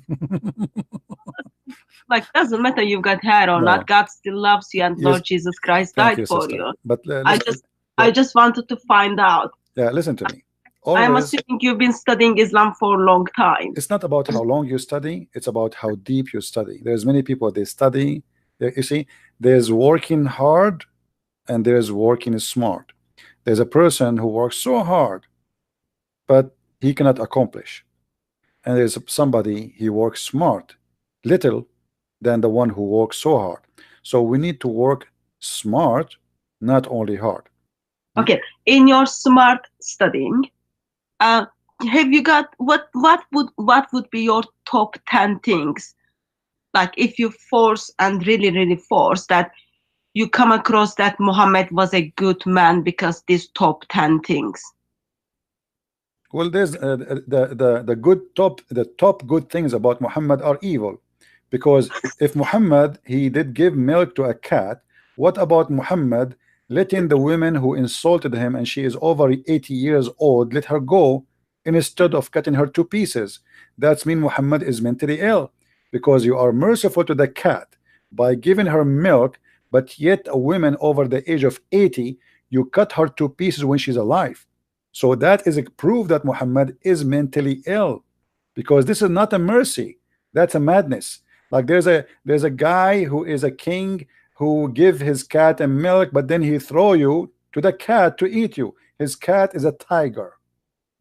You know what I mean? So I have a cat and she is a tiger, and then I give my cat a milk, and now my cat, she is licking my fingers, and then after that I am so merciful to the point I will throw a human being in front of my tiger because the tiger is hungry. So now I am merciful. So Muhammad, he sacrificed mankind, yet they call him a merciful prophet. How many millions of people get killed because of Muhammad? Muhammad, he did give milk to the cat, but the question, how many millions can get killed because of Muhammad? Not so. So saving so the Muslims are trying to fool us, saying Muhammad, he saved the cat, he killed millions. This is the point. My prophet is so good, he gave milk to the cat, but he crucified people, and he put nails in their eyes, and he put them in the cross, and he cut their hands, and he cut their feet, and he put nails in their eyes, and he is merciful by giving milk to a cat. I am glad that there is something, since we are in the same page. I thought pretty hard, but I couldn't even find any nice thing about Muhammad. Well, not good at all. You see, Muslims, they can, you see that when a person is desperate, he try to find something to make Muhammad look nice. So they start quoting stories which we find it actually hilarious. Like as an example, the Muslim, they say that there was a Jewish guy, he piss always and he throw garbage in the door of the prophet. All right, this is a story we hear it always. There's a Jew guy, he always but where we can find this story? Who is the Muslim want to show me the story? There's no reference for the story. A Jew, he used to come to the prophet and he pissed in the door of the prophet and they throw garbage in the prophet, and the prophet one day his son blah blah blah. Okay, I want to see the story. So Muslims, they fabricate tons of stories about their prophet, but all the reference saying that Muhammad obviously is an evil person. Imagine Muhammad, the one who did feed the cat, he gagged the eyes of a human being. He put nails in fire and he gagged their eyes. So how he is a merciful person,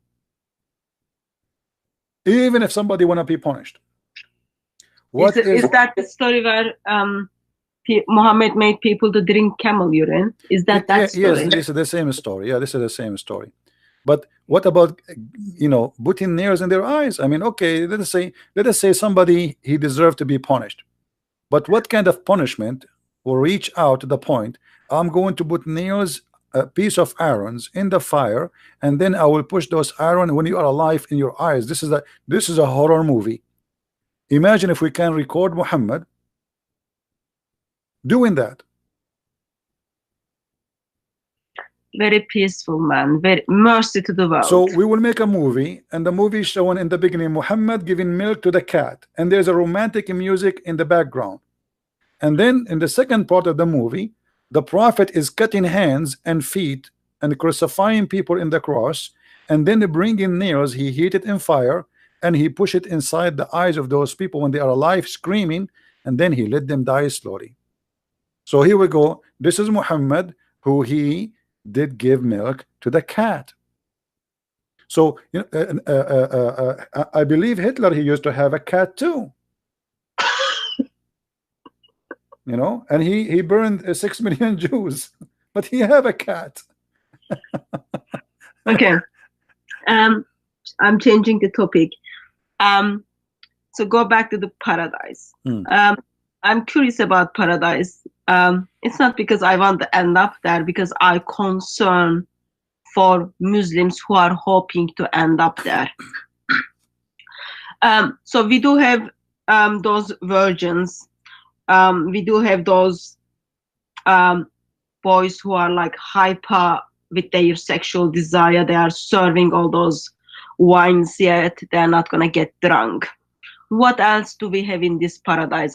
What is paradise is offering Muslim women if they ever make to paradise, since they are not clever enough?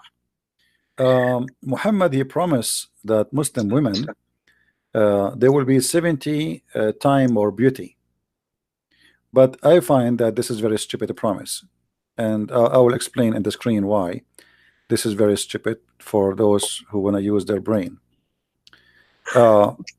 Imagine, let me do this in the screen. We have a woman, her name is Fatima. I mean Arabic, Fatima. And then another woman, her name is Khadija. And then another woman, her name is Aisha. All right. So 3 women, and the 3 of them, they are Muslims. The first one, her beauty is 1 compared to the one after it, which means the one after it is twice more pretty, and the one after it is three times more beauty from the first one. Okay. Now if we give a beauty to all of them 70 times, you will notice that nothing change, because Fatima, she will be 70 times more pretty,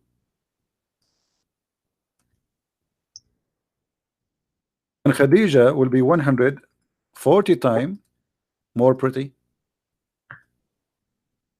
So Uh, people are not pretty enough in this world, and and Allah is giving them anti-aging creams and making them pretty in equal level. no, what I'm saying, nothing changed. I know. Nothing That's the changed. You still, excuse me, I don't like to use this word. I mean, like people they say ugly, but let's use it as a street word. So if she was ugly in earth, she is ugly in heaven still, because Fatima, she will go to heaven, and still Aisha, she is 210 times more beauty than her, and Khadija, she is now 140 times, and now she is 70 times. So it is still the same. So what the point? And are they going to watch over their husband go and sleep with other people? Oh yeah, they are they Allah will take the jealousy from their heart. So in the heaven, women, they will be like sex toys. They don't have feeling. So this is why they have no jealousy. They don't get jealous. That's not very good at all. Because if you love someone, that you directly become jealous. Those women, they don't love the man. They don't even know the man. They never met the man. But they will be, weren't they their wives in this world? I'm talking about the like Muslim wife who makes the paradise with their husband. For example, those wife of jihadis. If when jihadi is going to intercede for them, let's say, sake of the argument, they make the paradise. What's going to happen to them? This is what I'm saying. Allah will take the jealousy from those women in the heaven. So the women in the heaven, she will not have any jealousy, even not only the virgins, all women. Actually, this is in the Quran. Let us go to the Quran and find the verse, and we will show the Muslims the translation, which they are their own translation, not our translation. If you go to chapter 7, verse number 43, it says that Allah, He took from their heart all kind of feeling, anything. So in the heaven of Allah, there's nothing will disturb you as a person. No feeling, no jealousy, nothing. Same, same if you go in chapter 15, verse number 74. Like here, the translation is like making it, like translation here, sense of injury. What does that mean? Sense of injury. Sense of injury, like you will not be injured in a sensual way. So in the heaven of Allah, you will be reclining in your bed, and nobody have bad feelings. So there's no jealousy. I'm not sure as a woman if I think that's a good thing. I wouldn't say that's a good thing. If you don't, you see, because Muhammad, what makes human is like, it's not about it's a good thing or not. I mean, this is a false promise anyway. And Muhammad, he is trying to explain to the followers. Obviously, one of them is asking him, how we will deal with those women. I mean, a lot of women, and I will have sex with all of them. They will be fighting. They will give me headache. So Muhammad, he wanted to make it okay. Don't worry, Allah will take jealousy from their heart, so they will not have any jealousy. So Muhammad always, his promises is a solution of problems human being he suffer from in this earth. So when Muhammad, he promised you something in heaven, simply is to make you feel better, not to make you feel more horrible. So he promised that in this heaven you will not have those problems you have here. Women, they will not be jealous because you are having sex in the front of them with other women. No, actually, they will be happy for you. Of course, that makes sense, because those wives or those women won't have mother, therefore men are not going to get mother-in-law. That gives extra peace to them. Well, not only that, even the women themselves, they will not have the jealousy. The women herself, yeah, there's no mother-in-law in there, and not only that, you have my book, Sex and Allah. You will see that all the women who Allah promised the Muslims, they are a special kind of women. All of them, they have the same face, the same height, the same voice, they sing the same song, and all of them, their name is Hur. Now look at this. Imagine I have 100,000 women, but all of them they look the same. I mean, how stupid that is. So what the point? Which one is which? What the point of sleeping with all of them? I mean, sleep with one, sleep with all. You know, because they have the same name and they say the same words. Each time the guy he finished with the women, she will say to him, "You are the best," which means you are the best in sex. But how she is saying to him that if she is a virgin? How a virgin she knew that he is the best? She never saw a guy other than him. She never even saw a man before.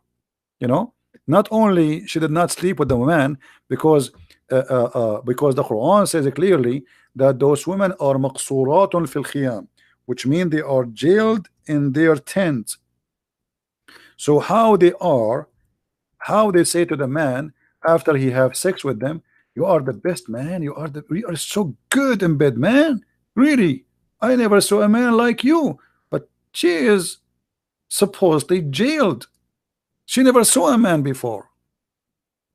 That's another reason we should encourage no one to become a Muslim. And not only that, you know, here you will see that Allah, he promised that those virgins, not only like he didn't say the virgin. You see, the people they say virgins. The Quran never say virgin, by the way. Quran never say the word virgins.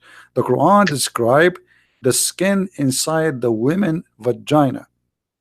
Never use the word virgin, and this is telling us how trashy the author of the Quran, because there's many words, nicer words. You can say the word virgin. What's wrong with the word virgin? In Arabic it says adara. Adara is virgin. That's it. There's no need to say and to speak about making them bleed, make their vagina bleed. So why Muhammad he chose such a statement to say about those women?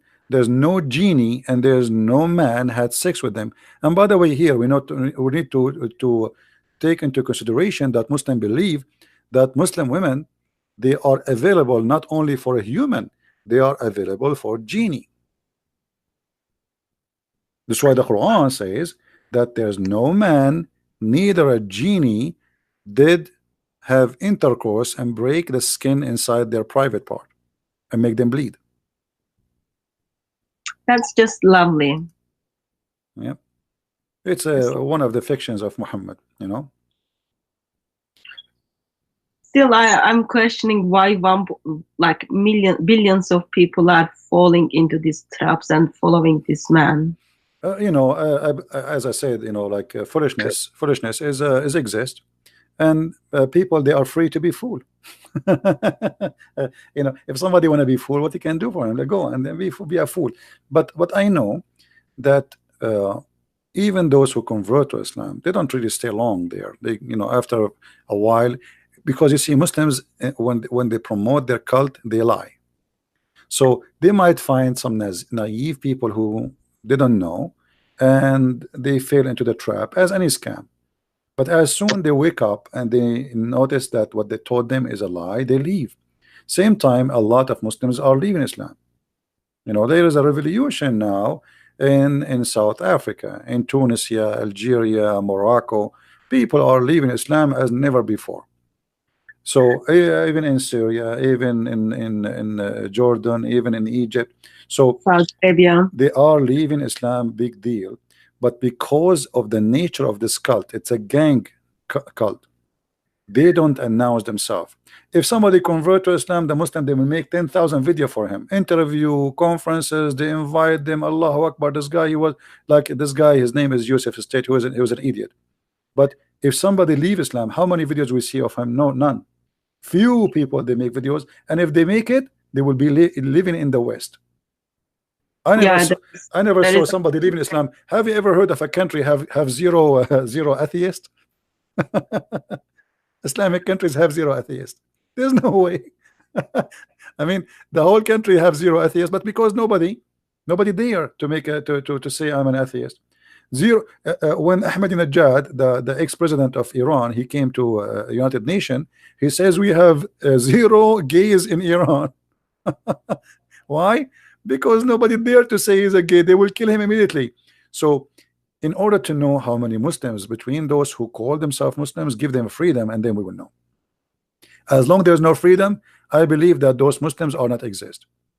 You see, I believe in a Muslim who is a Muslim in England to be Muslim more than a Muslim who live in Saudi Arabia, because in Saudi Arabia he have no choice or chance to be or not to be. But a guy who live in England, he can leave, or let us say, he can go around it, or somebody live in America. But you live in Saudi Arabia, that's it. There is no way you can get around it. You have to say, I'm a Muslim. I did met with a girl. She was graduated from Cambridge, and she did become a Muslim. And she got married with the guy who make her to say Shahada. Okay. I met with her. You know about halal marriage? What? I met her where she was waiting for halal husband. And this girl is graduated from Cambridge. And somehow when she became a Muslim, she left probably her brain in somewhere else. She was waiting for halal husband, and she was thinking that's very okay and that's very good. Well, I just thought that was very ugly for someone who a woman she joined a religion or a cult because of a man. She is not really converting. I mean, as soon he leave her, she will change and she will be turned a Hindu if the next guy is a Hindu. So whoever in the bed, I will accept his religion. This is the whole story. But this is not really, I mean, this is not about Cambridge and being a graduate from Cambridge not doesn't make you smart. That's because you are rich mostly, not because you are smart. Still in my mind, I had the idea that they are exercising their brain, but in somehow she didn't even think there was something wrong that for her to go back to her I think she is exercising her brain, and she don't care for the religion. She care for having the man. So her brain is focusing in one direction. It's the same as a guy. He don't care really about dignity. He care about making money. So he work in any kind of business will make money. It doesn't matter, including drugs. So they practice. They have their brain, but it is not important for her to be a Muslim or not. The important is to have the man. So if the man is a target, it doesn't matter what the man is. She will be what the man he want. You know what I mean? I just think it's once a Muslim woman, she was desperately, she said, I will convert to Christianity if you marry me. I said, I will not marry you, first of all. Secondly, if you convert to Christianity because of me, that means you are a liar. You are not a good woman. She said, how is that? I just proved to you that I love you to the point I will convert to Christianity. I said, this is the point. You don't love you in order to have me, you are willing to sell yourself to anything. So if Christianity is not convincing for you, and then still you are willing to change just because you want to have me, that means you are an evil person. You are for sale. Anyone can buy you. So a person who do that, he have no dignity, and he is for sale. And if a woman she want to change, or a man he change his belief just for the sake of having a woman or a man, that means this person have no dignity and not trustworthy. Tomorrow she will love different man and she will change her religion. It's just double ugly. It's just double ugly. Another general knowledge question. So let's say we don't have something called hadith. We've got what Islam is only represented by Quran itself. And what are the verses you would keep within the Quran and get rid of the rest to make Quran more logical? That is maybe the hardest question ever I got in my life. There's no a single chapter in the Quran is logical. Starting from the first chapter Muhammad received to the last chapter he have. So what is logical? I mean, have you ever heard of, I will give you an example. I will give you something simple, not complicated. When Muhammad he says, today I choose for you Islam as a religion. What was that day? If you go in the Quran, you will see chapter 5 verse number 3. Muhammad, he says to them, you cannot eat this, you cannot eat that, you cannot eat pork, you cannot eat etc. And it's like saying you can eat falafel, you cannot eat pork, you can eat chicken, you cannot eat ham, you cannot etc. And then suddenly, after saying all those about food, suddenly he says, today I completed my favor upon you, choose Islam as a religion for you. Okay, hold on. Today Islam completed because you said to us you can eat a chicken, you cannot eat pork. So what is the rest of the Quran? This is a chapter 5, verse number 3. We have almost the whole Quran after. But today Quran, Islam is perfected. And how it's perfected? Because Muhammad, he said to me, you cannot eat pork. I mean, how serious that is. So how the Quran, how Islam can make sense? And this is a sentence, if it exists, it should be the last sentence in the Quran. The last thing, a person, he is like Jesus on the cross, he says it's completed. That's it, it's done. Muhammad here saying, this day, not tomorrow, this day, that's it. He's talking about the time. I have perfected for you your religion, completed my favor upon you, and have chosen for you Islam as a religion. So what is the rest of the Quran? So when you say to me, what is in the Quran makes sense? That is the hardest question for me, because nothing in the Quran makes sense. If we ask a Muslim, why in the Quran it's forbidden for you to eat pork, he do not know. I challenge the Muslim to tell me why. That's it. Quran says don't eat pork, but there's no explanation. Why I cannot eat this? Why I cannot eat that? No explanation. Not even the Hadith. Why there's no I cannot have fun? Why I cannot play music? Why I cannot play football? Even football in Islam is haram, by the way. Muslim today, they are not Muslims, they are fake Muslims. Everything they do today is haram. Every Muslim, he have a stereo in his car. Every Muslim, he listen to music. Every Muslim, he watch TV, and all of this is haram in Islam. All of this is forbidden. Art, pictures, cameras, all is haram. Muhammad, he said that a person who draw a picture, Allah will bring him in the judgment day, and he will ask him to blow in it as if he's going to create it, and he will torture him for that. And pictures by cameras is no different. It's haram. Muhammad, he says, angels will not enter a house have a picture. So why Muslims have pictures?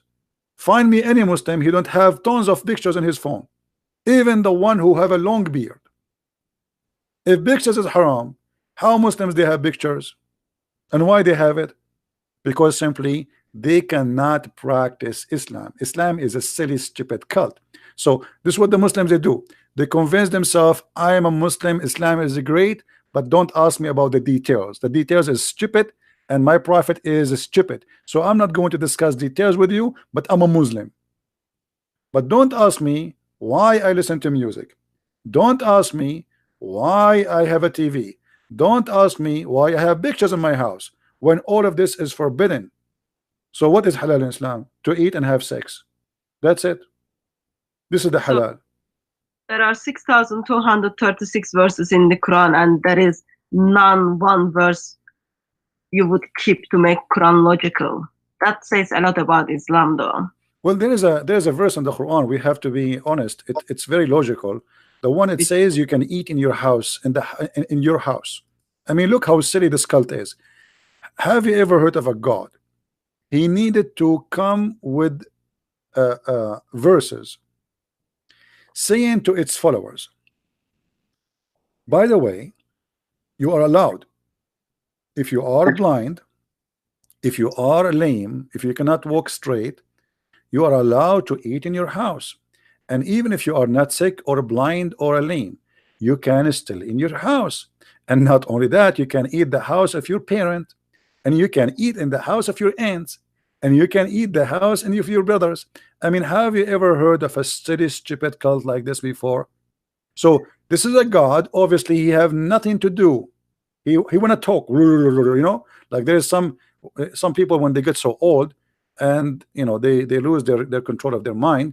And with my respect to the old, by the way, I'm not making fun of them, but this is something happened. So when you became your life boring and you wanna occupy your life, so you start talking, even if your talk does not make sense. So what kind of God in the world? He says there's no problem if you eat in your house, no problem if you eat in the house, if you are blind and you where the blind will eat. I mean, usually before Islam, a blind, he eat where? He eat in a restaurant. In the time of Muhammad, there was restaurants in Mecca, in Quraysh. There's no restaurant. So what do you mean there's no fault if you are blind, nor if you are born lame, nor if you are suffering from illness, nor if you are yourself, which means you are not any of those, to eat in your home? What? God writing to me, saying to me, it is not sin to eat in your home. So he's giving you permission to eat in your home. So where usually we used to eat? In the house of the neighbor. And then not only that, he like as I said, he's like this guy, you want to keep talking, he don't stop. And then he says, nor in the house of your father, or the house of your mother, or your brothers, or your sisters, or your father brother, or your father sisters, or your mother brothers, or your mother sisters, or in the house of which you have keys. So now if a Muslim, if you have a Muslim, if you are a Muslim and you have a Muslim friend, you give him the key of your house, he is allowed to eat your food in the fridge. Don't ever give a Muslim the key of your house, even if he's a real estate agent. According to the Quran, a real estate agent, he is a Muslim, he will eat your food as long as he have the keys, as you see. And then any house, it's in your possession, and or in the house of a sincere friend of yours, there is no blame on you. And then actually it says there is no sin of you if you eat alone or separately. Alone. So when you talk about logical and wisdom, I find the Quran, I mean, the most hilarious comedy book. The Quran made the baby is sperm and became a congealed blood, and then women, they have a sperm coming from their breast, and men, they have a sperm coming from their backbone, and the sun set in the murky water, and the sun rise from a certain place, and there's a people, it's called Gog and Magog, and yet we cannot find them, and they are, every one of them, he will live before he die, he will give birth to a 1,000 Gog and Magog, which means those Gog and Magog, if we are now 7 or 8 billions, there should be maybe trillions by numbers, but yet we cannot find one of them. It's like the Bigfoot in America. So when you say to me what is logical in Islam, I say the only logical is to believe that stupidity is exist, and we have to accept the fact that as long there is stupidity, always there will be stupid, and that is Islam. So that's the miracle of Islam as well. No, there's other miracle. The other miracle is that's miracle, like to make someone believe in stupidity. You know. Yeah, that makes sense. Yet it is miracle of Islam.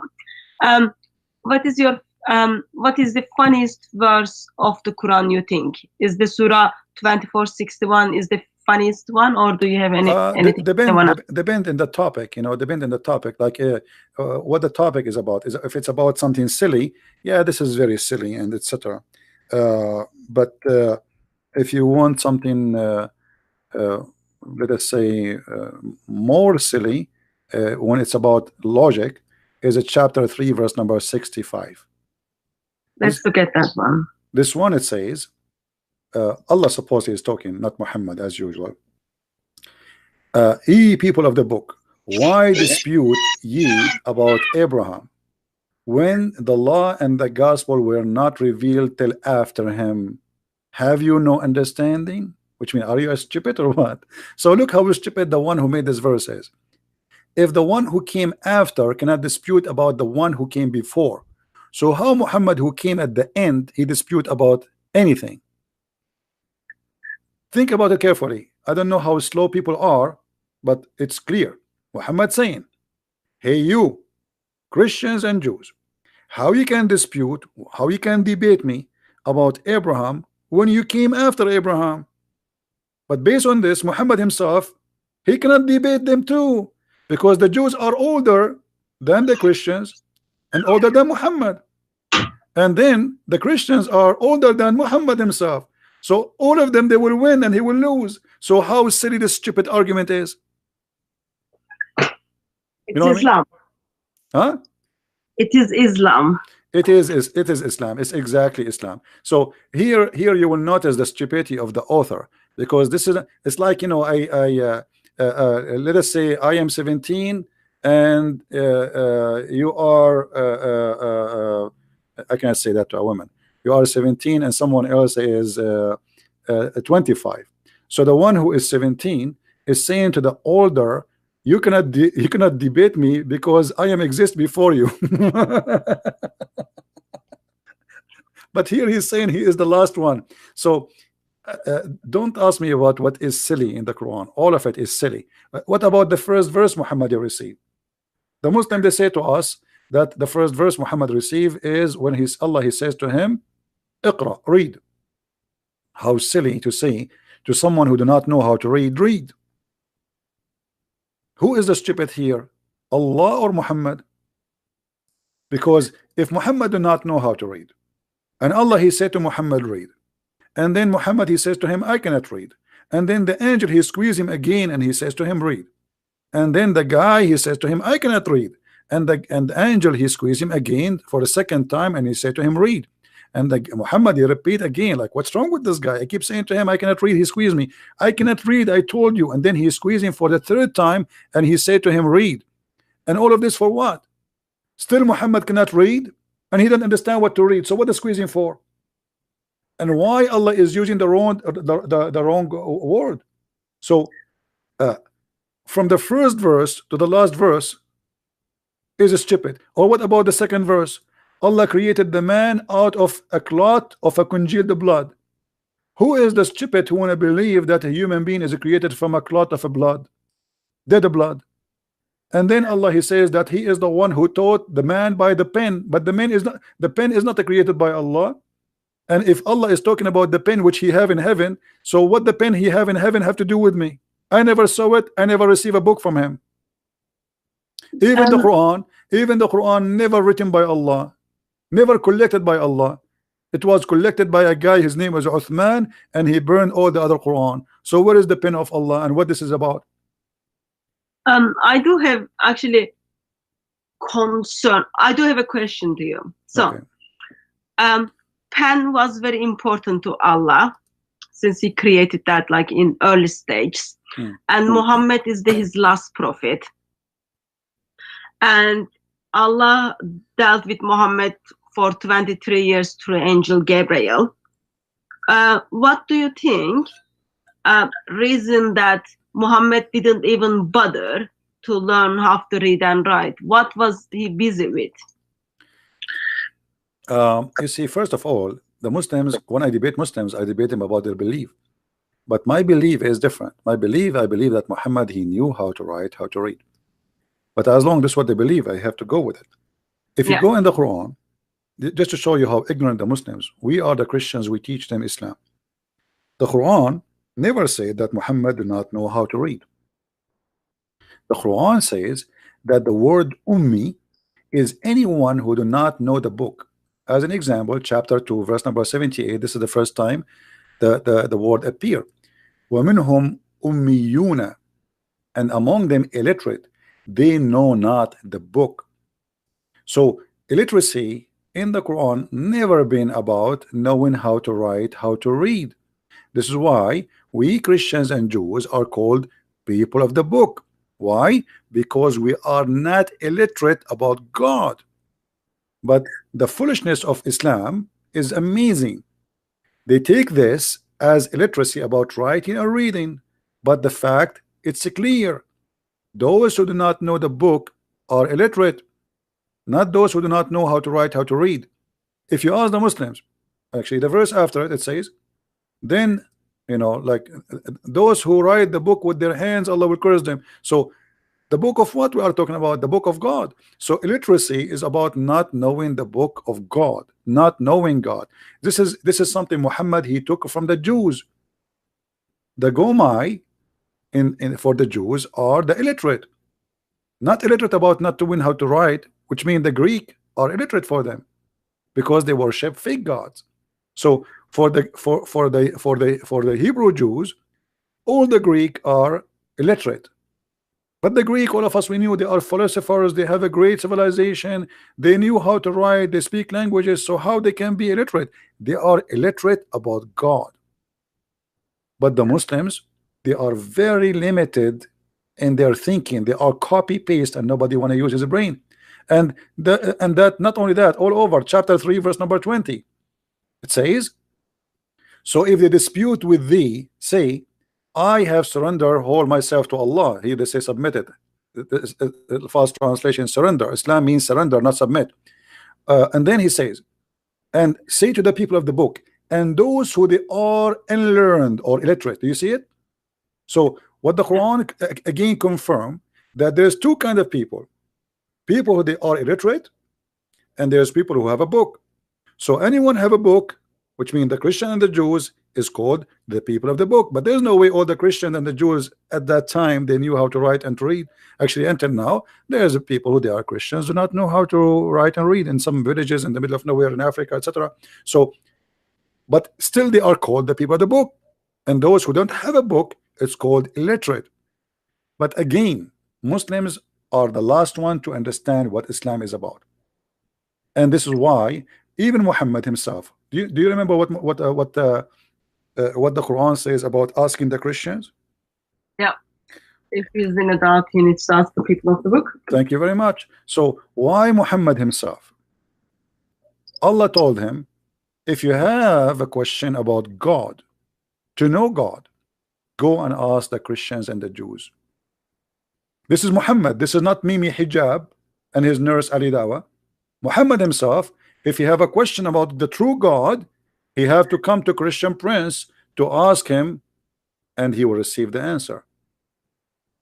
And that because we are the people of God. And here I want to remind everybody that when the Quran call us the people of the book, the Quran witnessing that we are the only one who have a book, not the Muslims.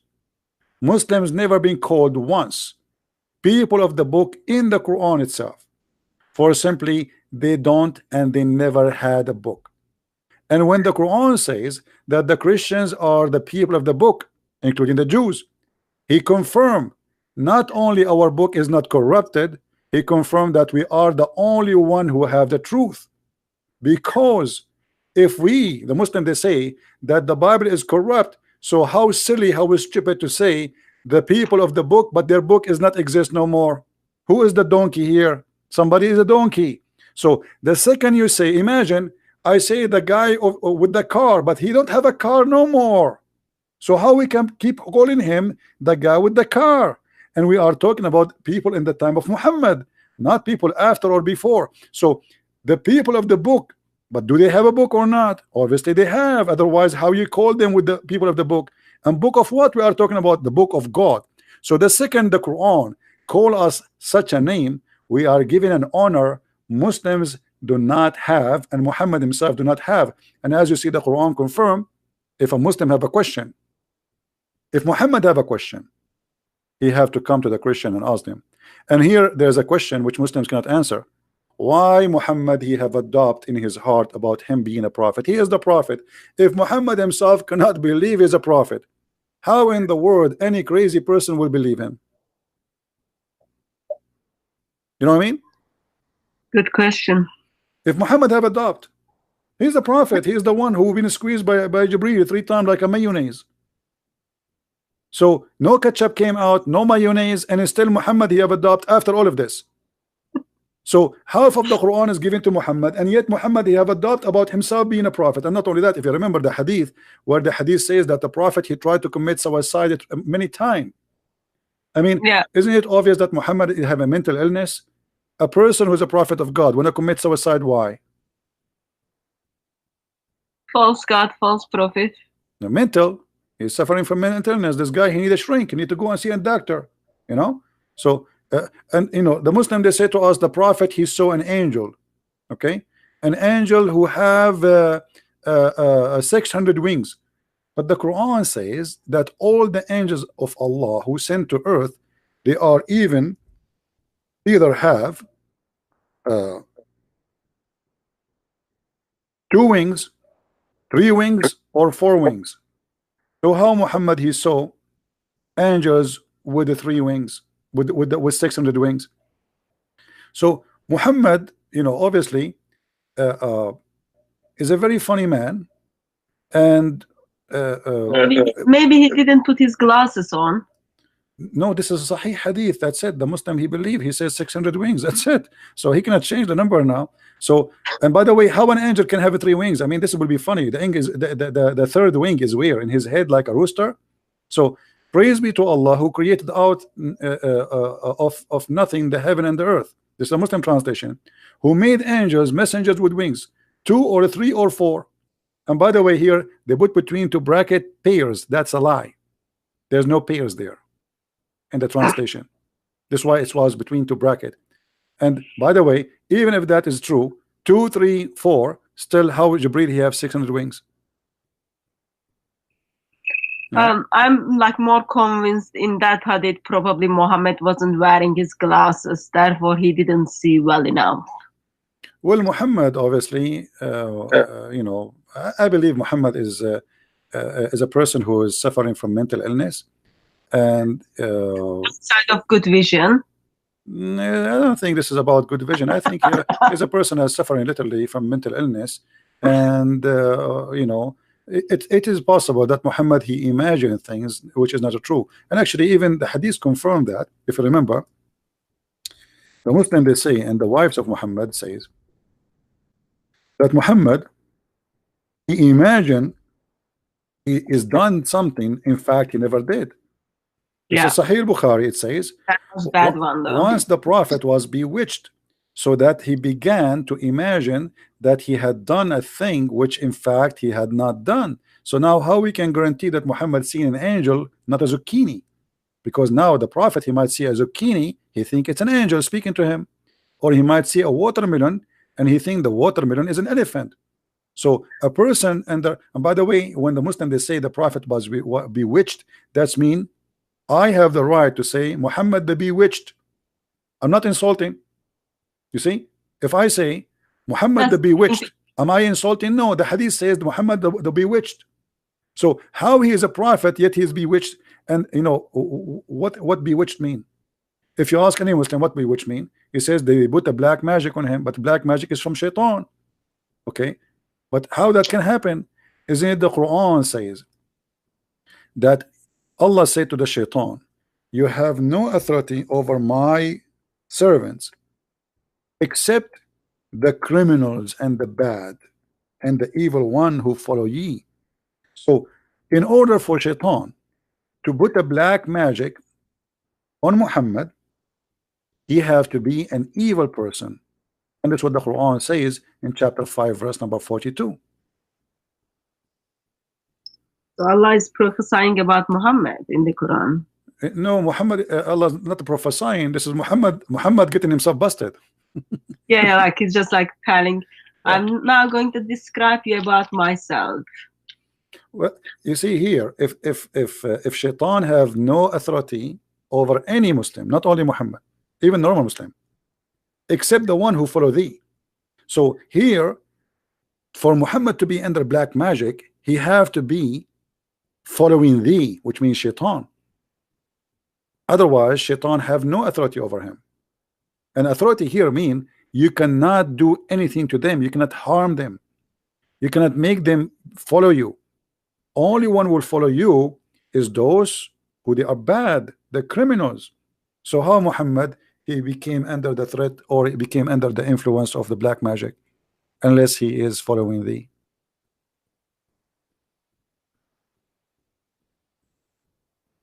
It is sad. Like it just like as I hear more, as I see more, it just helps me to see how much this breaks heart of God, because there are billions of people are not aware of those things, or they are leaving their brain in somewhere, and they messed up in this ideology. It is very sad for mankind. It is Well, very sad. you know, mankind will, everybody will face the consequence of his belief at the end of the day. Even Shaitan in Islam, by the way, Shaitan is a Muslim. I don't know if you know that. Shaitan, yeah, Shaitan is a Muslim, and he is a good guy actually. The same chapter we're reading from, chapter 15, verse number 39. Iblis, he said to Allah, because you put me in the wrong, because you made me do wrong, because aghwaytani, actually aghwaytani is not even make me do wrong, it's about you deceived me and you did lie to me. So Allah is the one who did deceive Shaitan. So Shaitan is a victim, and this is why you see Muhammad, I don't know if you know the hadith about Muhammad speaking about Adam and Moses are debating. Ah, yes. Okay. Yeah, it like I come to something which I was predestined. Yeah. Right. So it's a predestiny. That means Shaitan himself, the plan of Shaitan is a predestiny too. Because Shaitan here is just doing the plan of Allah. Allah, he made a destiny before he created Adam that he should be deceived. And Adam, he is saying, are you blaming me? Are you blaming me for an action which Allah had written in my fate 40 years before my creation? What does that mean? What exactly happened there? Shaitan supposedly he whispered into Adam and Eve and he deceived them. But that's mean not only we cannot blame Adam, we cannot blame Shaitan. For this is the plan of Allah. He wrote in the beginning, I will send Shaitan to deceive Adam. Adam will become a victim. Then I kick Adam out of heaven, for he is being deceived. And Adam here saying, you cannot blame me for that because this is a destiny Allah he made for me even 40 years before my creation. Which mean, and Muhammad he agree that Adam was the winner of the debate. So which mean at the end of the day, Shaitan himself and Adam are victims of the games of Allah. The bad person here is Allah, not Shaitan, not Adam. So Allah did something which he's very good at, deceiving. This is why my book is the first book I made. It's called The Deception of Allah, because all of this religion is about deceiving. So why? And by the way, here there's something no Muslim can answer us. This is Musa. Musa's arguing with Adam, saying to him, because of you we are out of heaven. That's mean he is a Christian. He believes in Christianity, not a Muslim as they claim. Because that's mean Musa's believe in the original sin, that because of Adam we are out of heaven. So now Musa is dead. How he is a prophet of God, but yet the Muslim Musa's I'm talking about, he do not understand the original sin yet. After he die, he have a debate with Adam and he lost the debate. So imagine you have a prophet of God, we ask him, do you believe in the original sin, Musa's? Musa's he answered, Habibi, yes Habibi, I believe in the original sin, Habibi. And then Musa's, aren't you Muslim, Habibi? Musa's, he says, yes, I'm a Muslim, but Musa's, the Muslim don't believe in the original sin. So how you believe in this, Musa's? So when the Muslim they say to us Musa's was a Muslim, that is a stupid thing, because here we go, even original sin is an idea which Musa's believe in, and this is after he died. And by the way, when Musa's he met with Adam, any Muslim can explain to us? Maybe they went like to the Caribbean islands in a cruise together. Adam and Musa's are dead. Probably they got free tickets, end up in Las Vegas, and then they had their chit chat, and then chit chat turned to be debate, and sadly one of them lost the debate. Yeah. Well, what we can say, stupidity.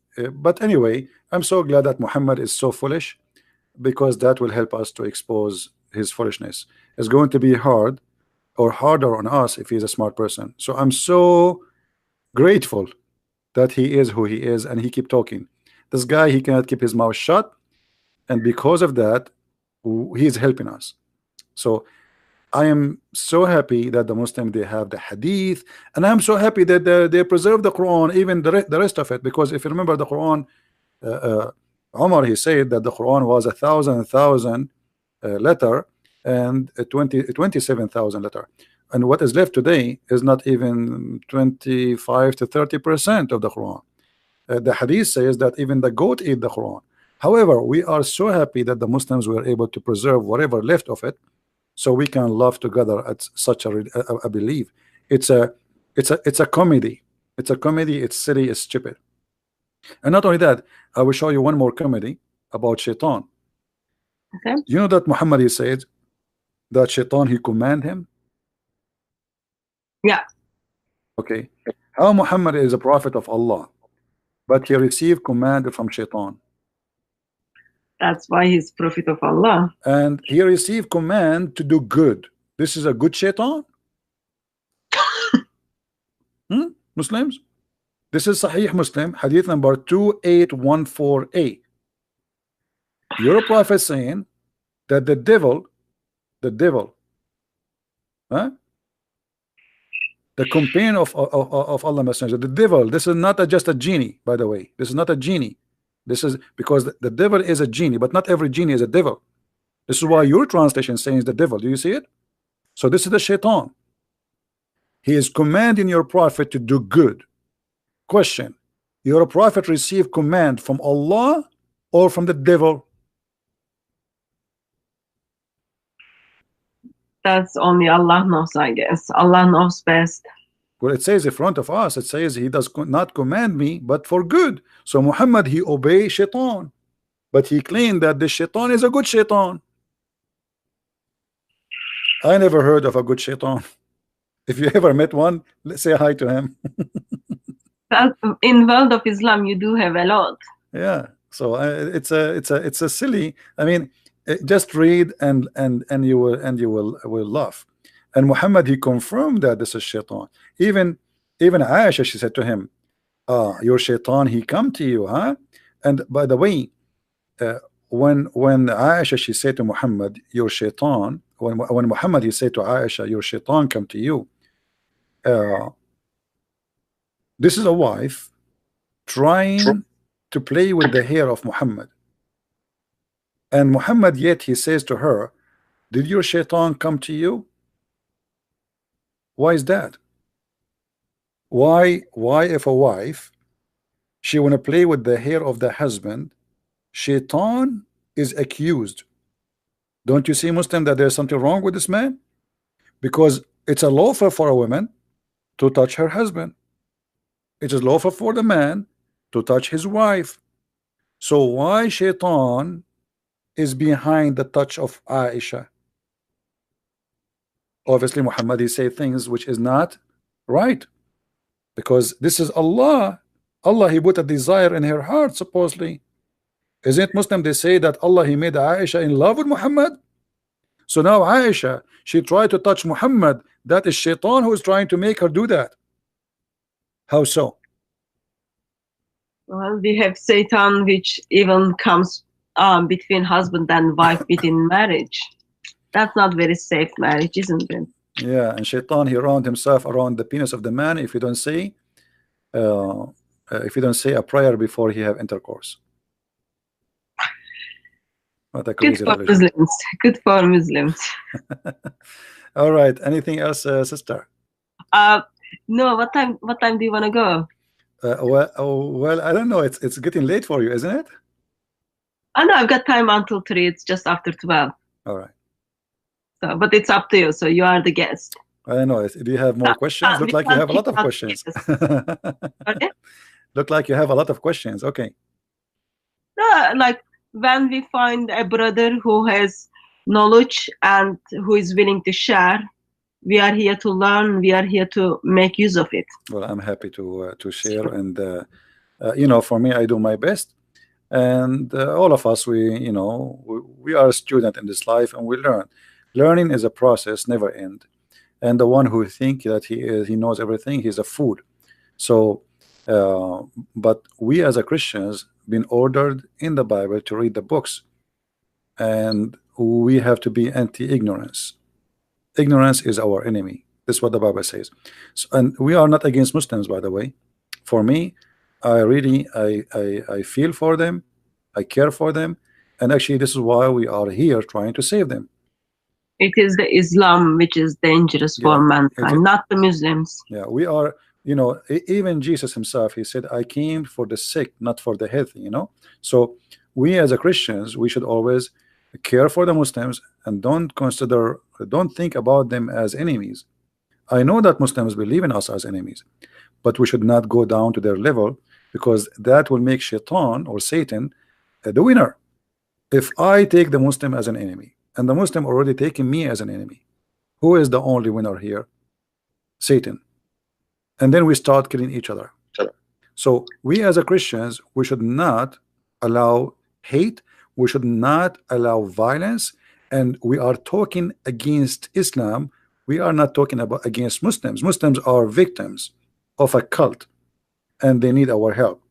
So Yeah. when somebody have an injury, be Christian and help him. That's what Christianity is about. You don't make fun of the injured, you help him. And here we are not here to make fun of a person. We are not talking about a person, we are talking about a religion. We are making fun of the devil himself, who try to fool people, make them believe in stupid things. So our enemy is the devil. And if you are a Muslim and you are listening, you should join me, not to be against me. And if we are wrong, show us that we are wrong. But don't take the order of the devil and use violence. Because trust me, the second you are a violent person, you are not serving God. And this is how you should know that your God cannot be God. You see, if a Muslim, he have really a religion and he have a God, what kind of God he says? Kill them, Allah, he punished them by your hands. What about you say to your God? You punish them. What about you, Allah? You punish them. Aren't you God?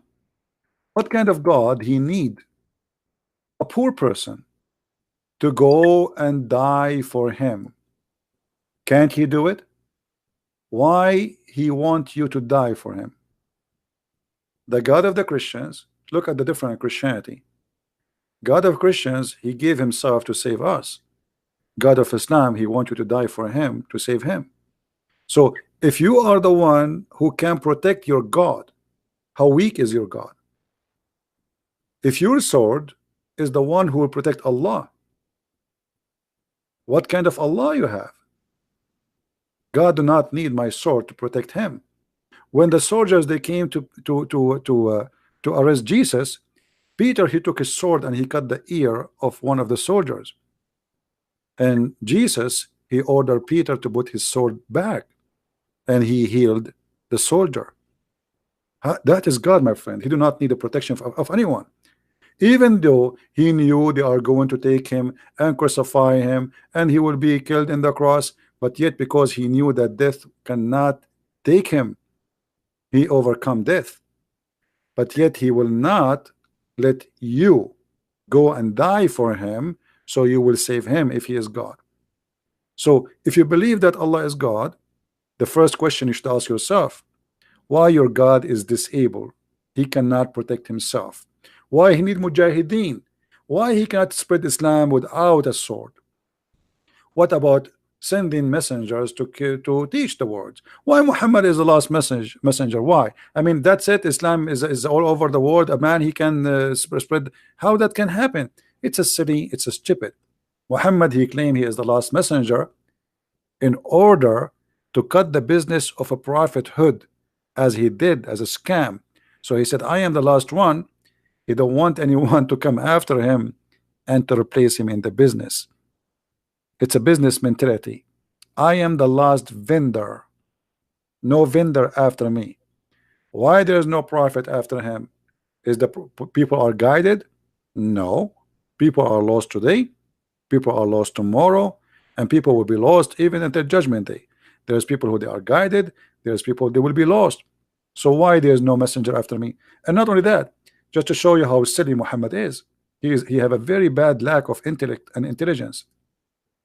The Quran says that Allah, he never sent any messenger unless he speak the tongue of his people so they might understand. Chapter 14 verse number 4.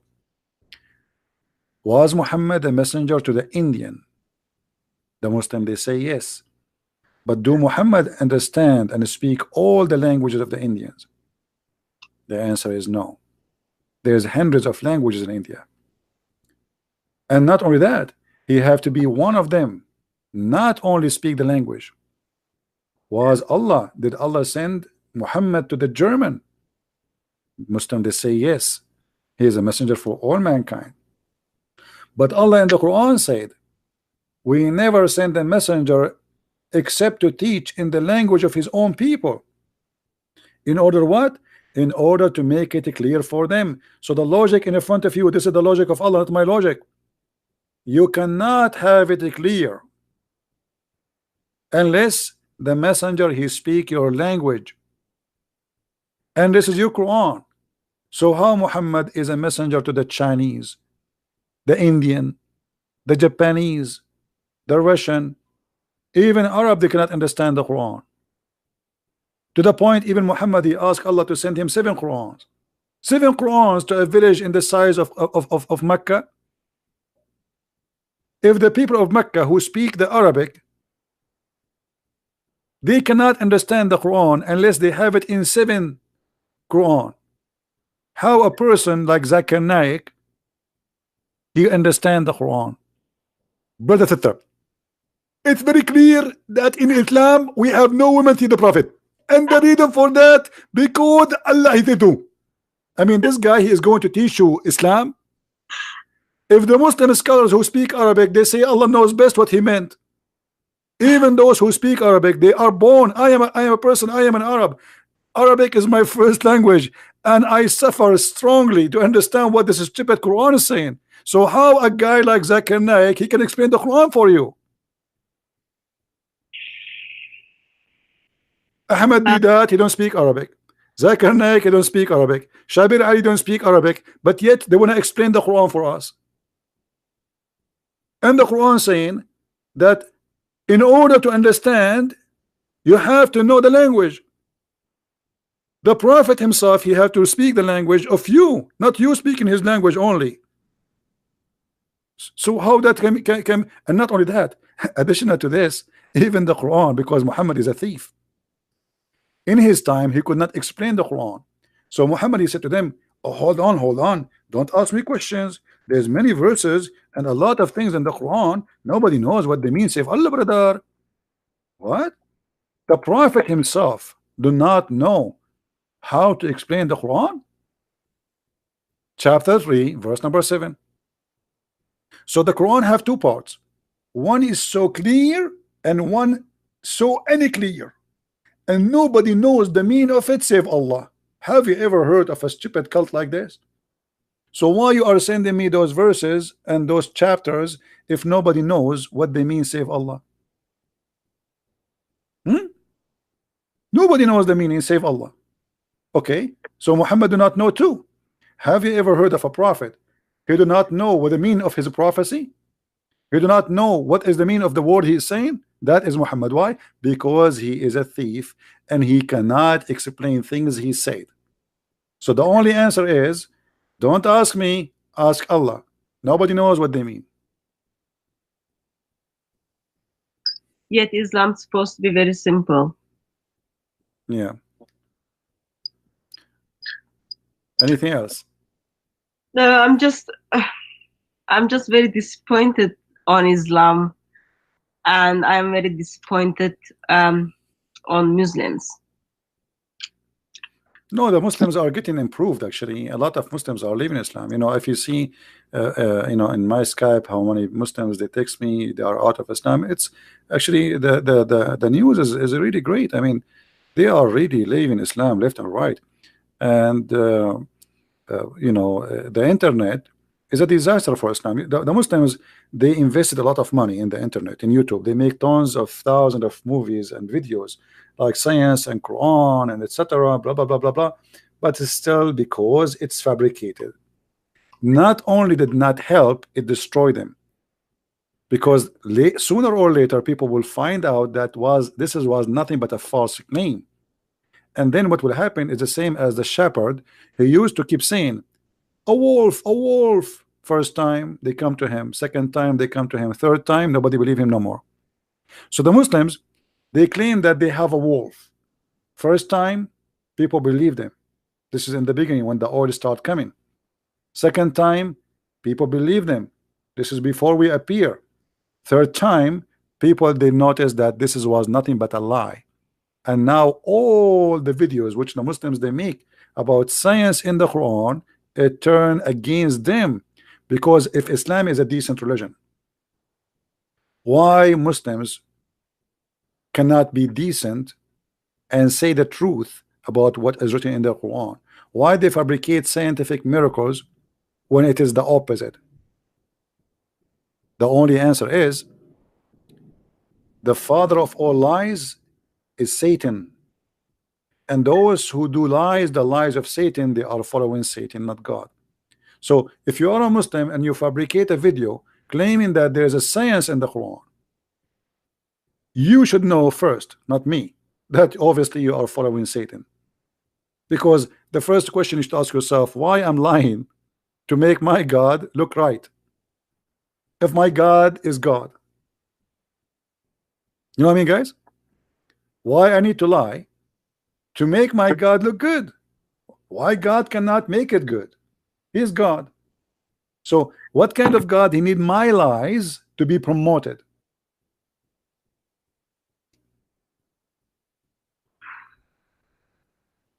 Ines,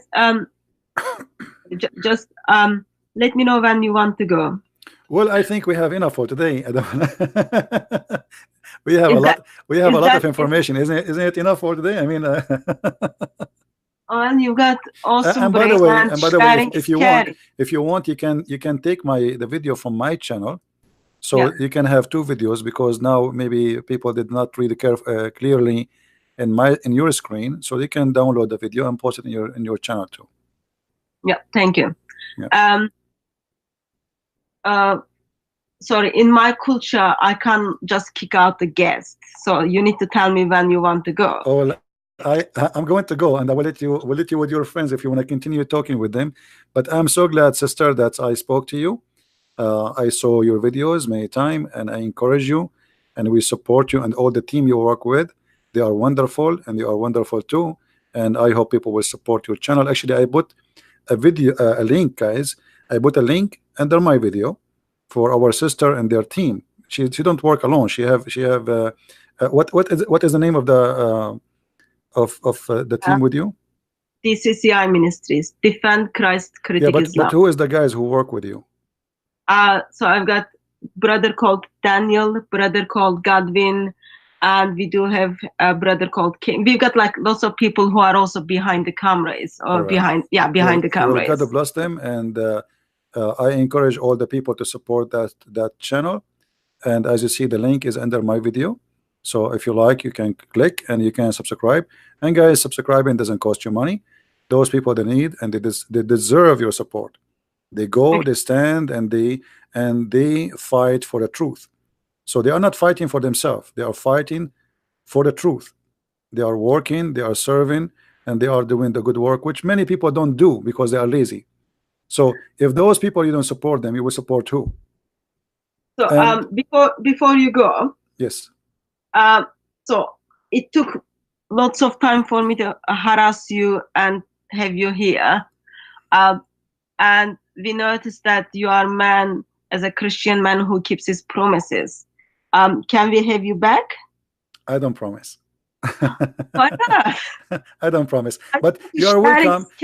You are welcome to call me anytime I am on air, and you can ask me the questions you want. So you can't say that, because once I got message, one of the Muslim from Speakers Gonna Wear in your show, okay, and I came to listen, and I was gonna call you like maybe a minute before. You simply said, Christians don't call me, so I couldn't call you. No. You see, there's people who they are like, they consider them as missionaries, then they can call, but you can text me and say, can I call? And then I will say, yes, call me, no problem. Even if, because sometimes people they call me when it's a wrong time, you know. So, and most of the time I want to talk to Muslims, but now we change the way we are doing things, because we don't want just the kids to call us. We want someone who claim to be professional, sheikh, scholar to call me. So text me if I am live on air and ask, can I call? and I will answer you says either yes or no. Thank you. All right. And let me express once again, I am very grateful that after harassing you for a long time, you were able to share some of the informations you have. I am sure that was only 0.0001, but maybe not even 0.0001, but I am sure we will make use of it. And I am sure by God's grace, we will use it for the kingdom. Amen to that. And can I encourage also you to do like volume 3, 4 of Allah and Sex. It is very good material for Muslims, and it is helpful for Christians to rescue Muslims from Islam. Well, I'm working now in 3 books at the same time, so we will see. I mean, when I have time, I will. We will see. Because if I want to make a volume number 3, then I have to make volume number 4, because sex in Islam is like cannot be covered by a million volume. The whole religion is about sex. So there, I made it what is enough to prove a point. Yeah. And there's tons of reference. I mean, my books is not really just a book. It's a library of reference. Everything is there, nothing of my own. And I make it in a very simple way to understand.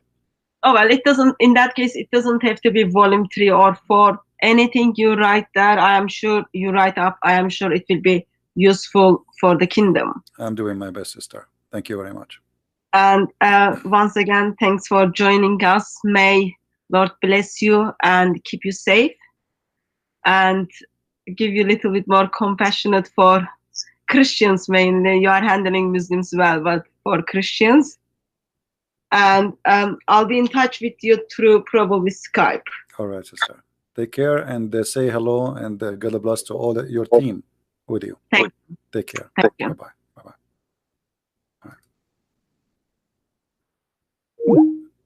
All right, guys. Great people, and please don't forget to subscribe to their channel. Support them. I left the link for you there under the video. They deserve your support. And always, when you see someone doing a good work, just do what is right. Do what is right. I think we are done for today. Anything else? Anything else? Yeah. Like, what I don't like about us as a Christians, if a Muslim doing what those guys doing, you will find that in less than 10 days he will have 10,000 subscribers. But when a Christian he do that, his subscriptions goes like maybe 5 a day, 2, 3. I mean, why? What we will lose? Like, I mean, nobody's asking you to pay them money. You just subscribe, support them, post a comment, give a like to their video. They are doing a great job. So you as a Christian, you should not, I mean, you do not need somebody to tell you what to do. You should be always able to do the right thing. What is this guy calling me?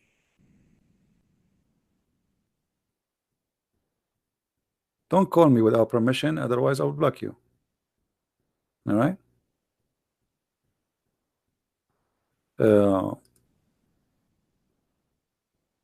Let us see here.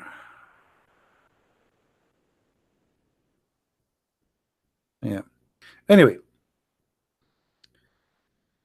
if you know a Muslim who is a scholar or somebody he claimed to be a big shot, and a big shot mean somebody he debates, somebody he's is very well known, maybe in YouTube and Facebook, that he want to bring people to Islam, he is more than welcome to challenge me anytime, even without a date.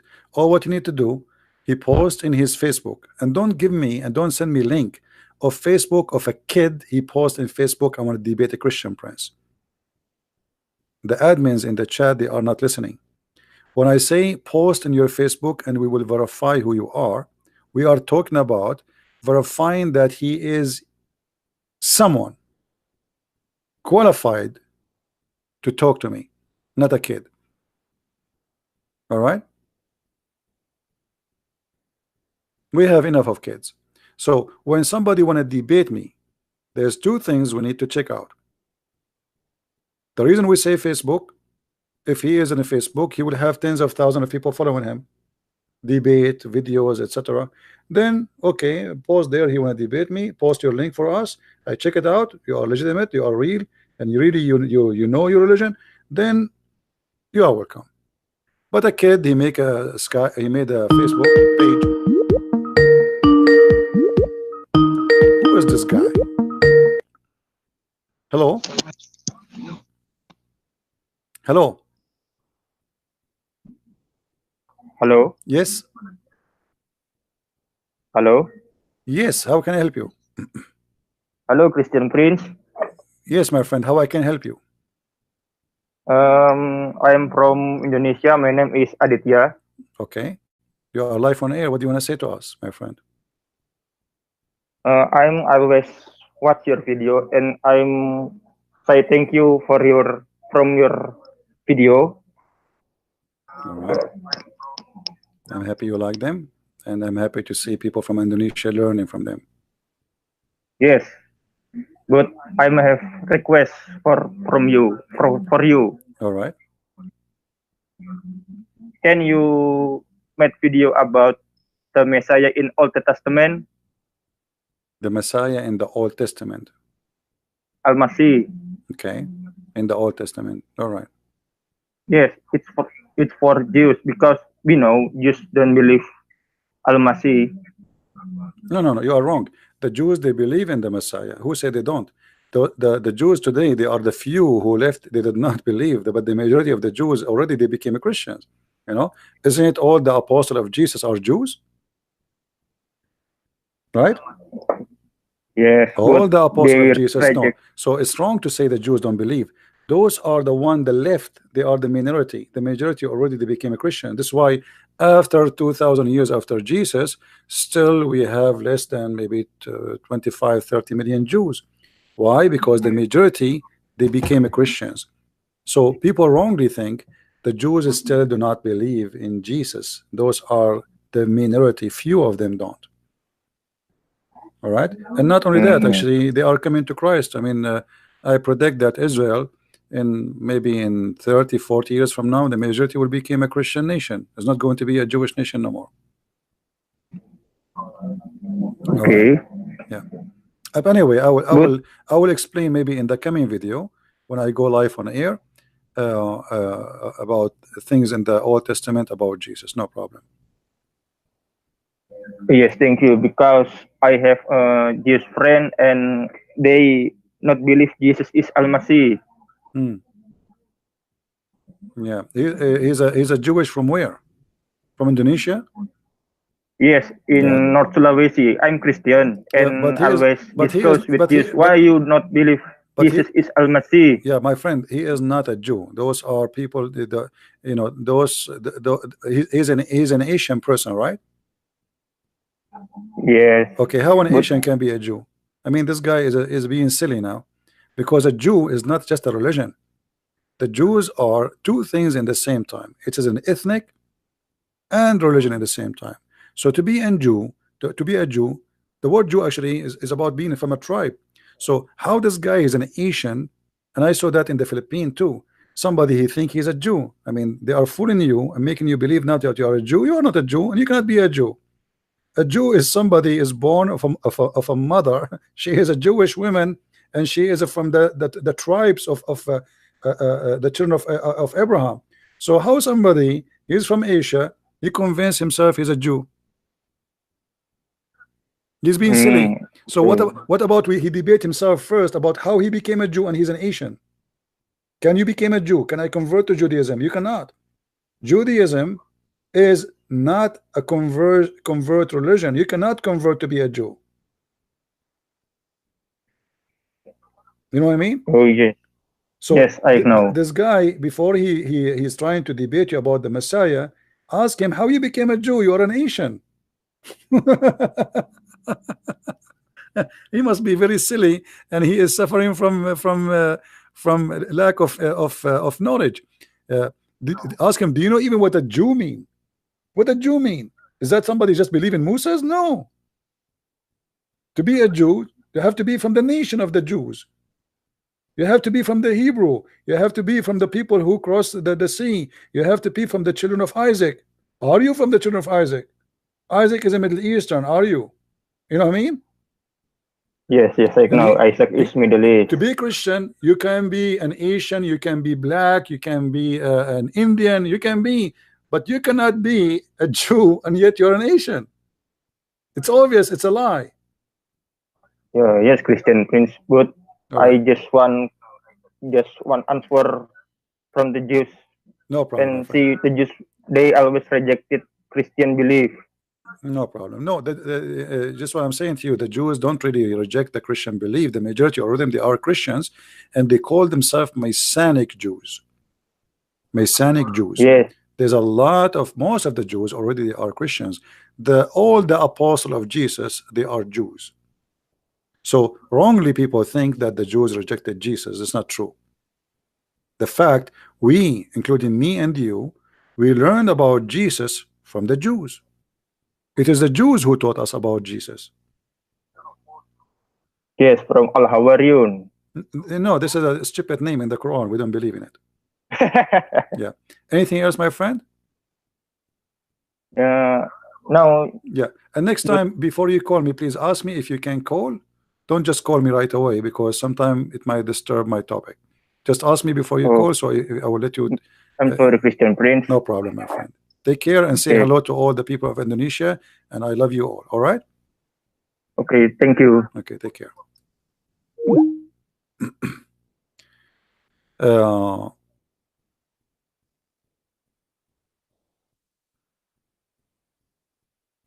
Anyone can convert to Judaism and become a Jew? No, this is not true. You cannot.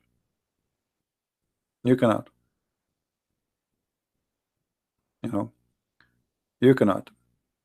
Those are the children of Israel, and they are called that because they are the children of Israel, not because they are the followers of Israel. You know what I mean, guys? Even the Quran, even your city book, call the Jews the children of Israel. That means they have a lineage. They have a lineage. Hey, Raphael, so what if you are a Jew?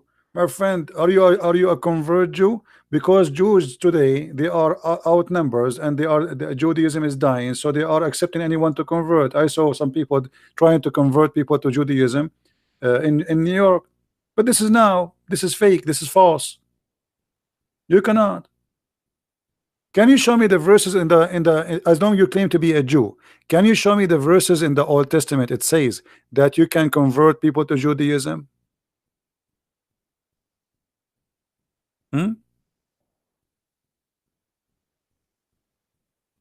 What do you say?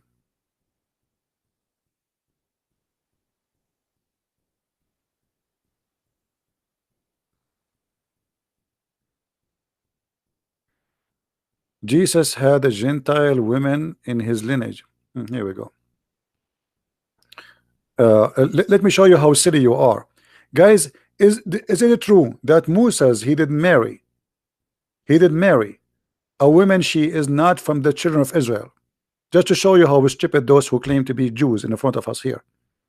Is it true that Moses he did marry a woman she is not from the children of Israel, and he have a children from her? Yes or no? So based on your talk, all the children of Moses are not Jews.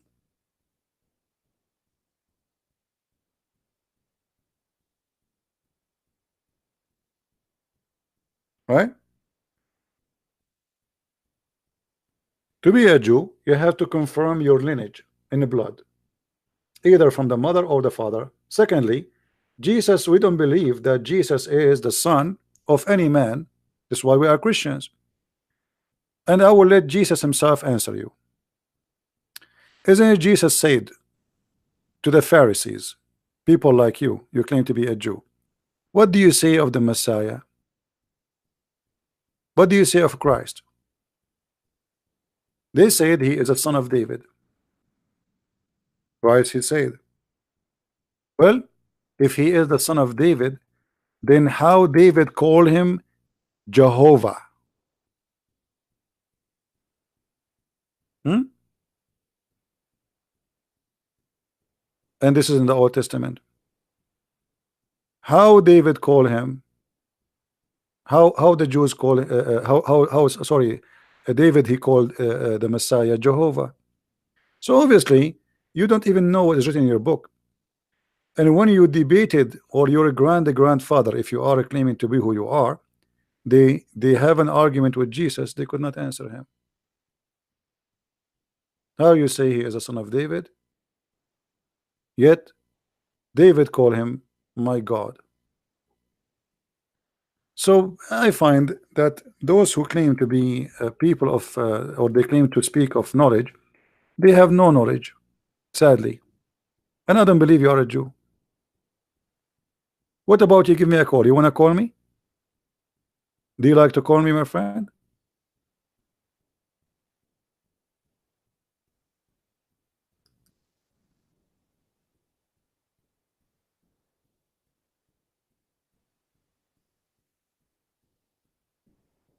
Hmm?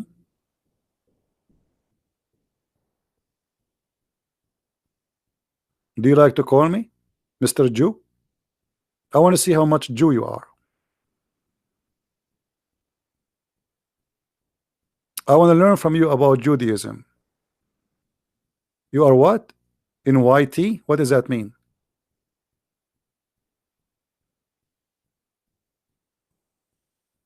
What does that mean? Okay.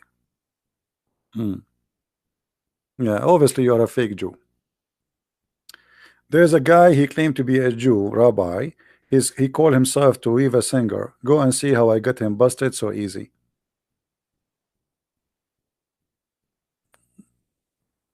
You don't play with us.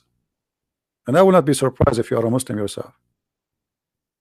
But anyway, what you are saying to me is a silly.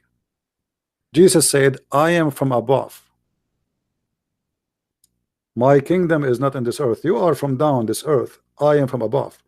And the Old Testament confirm that David called the Messiah Jehovah. So how he is Jehovah called by David, yet he is from a lineage of, as you say, the women who is Gentile. That does not, still he is Jehovah. And Jesus is born of a virgin. Now some of the Jews, they say the Messiah, or the prophecy about Christ, that he will be born, he is not going to be born of a virgin. The Bible, the Old Testament says that he will be born of a young woman. And here you will see how silly those who claim to be Jews are. Anyone knows why? Anyone knows why?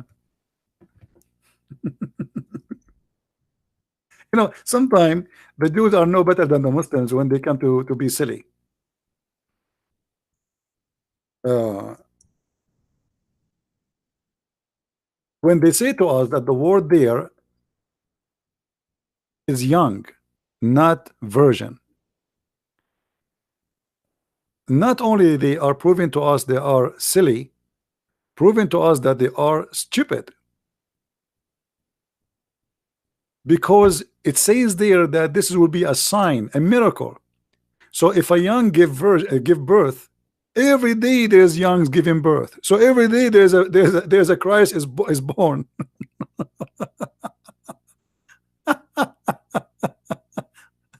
You know what I mean? So in order for that, in Isaiah chapter 7 to be considered a young, that means you have to have a younger brain of a stupid person, because that how that can be a miracle, how that can be a sign of God, if it is just about a woman, she is young giving birth. Do you know how many young women they give birth every day? So how that can be about being young? So the verses there is very clear. But this is a sign. It's a miracle, which means something never happened before, not something happened every day. Let us read the verse together just to show you how silly those who call themselves Jews. Therefore, the Lord himself shall give you a sign. Do you see a sign, guys? Do you know what sign mean? What sign mean? It's a miracle, right? It's something never happened. A sign. If we change here the translation to the way the Jews they try to make it, they say it's not, doesn't say virgin, a young. Where is the sign if a young she conceive a son? There's no sign there, no more. Because young women, actually they are women, today they consider them children. Actually, if you are like 13 and you have your period, if you have 12, even some of them they might be like, you know, like 12, depend in the child, I mean the person. So if she have her period, she have sex, she will have a child. So where is the sign here? Where's the miracle? The verse confirm that this is a miracle, a miraculous birth. And the only way for it to be miraculous, if it's a virgin, not if it's a young. Any young woman, she can give birth. Why not? I mean, what is the miracle? Actually, if a woman she cannot give birth in young age, that means she will never give you birth after. That is not a sign. And this is how we see how silly they are. They are desperately trying to disapprove Jesus, the same as Muhammad trying to disapprove Jesus to be who he is. Both of them, they work in the same direction, but they are losing ground. And today, because the Jews, they are shrinking in number so fast. While Christianity is growing, Judaism is almost gone. This is why I find that Jews are so angry from the Christians. Why? Because the Jews, they convert to Christianity, not to Hinduism, not to Buddhism, not to Islam, the Christianity. That's why they're upset.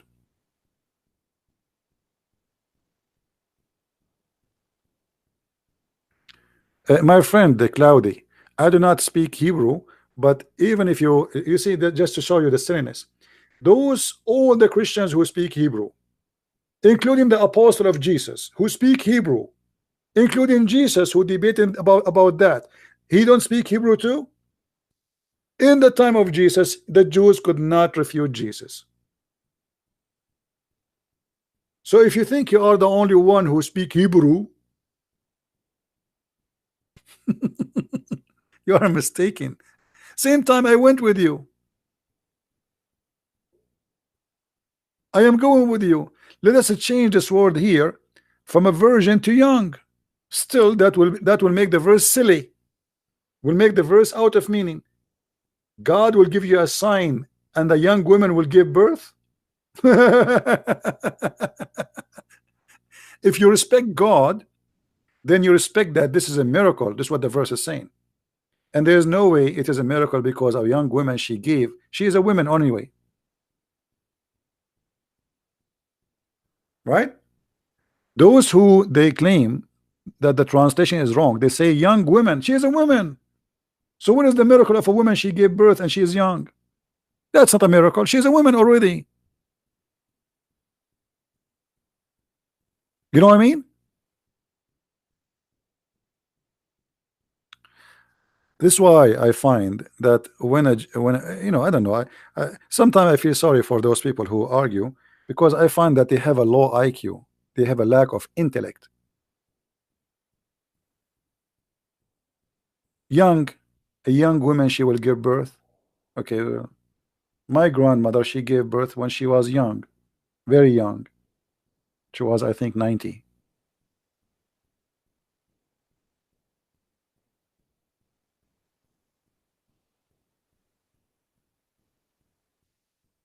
My friend, anyway, don't tell me I understand your understanding.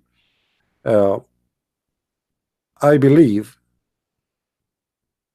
if you have a knowledge, then you should be able even to talk to the Messiah, and you have to be able to refute him.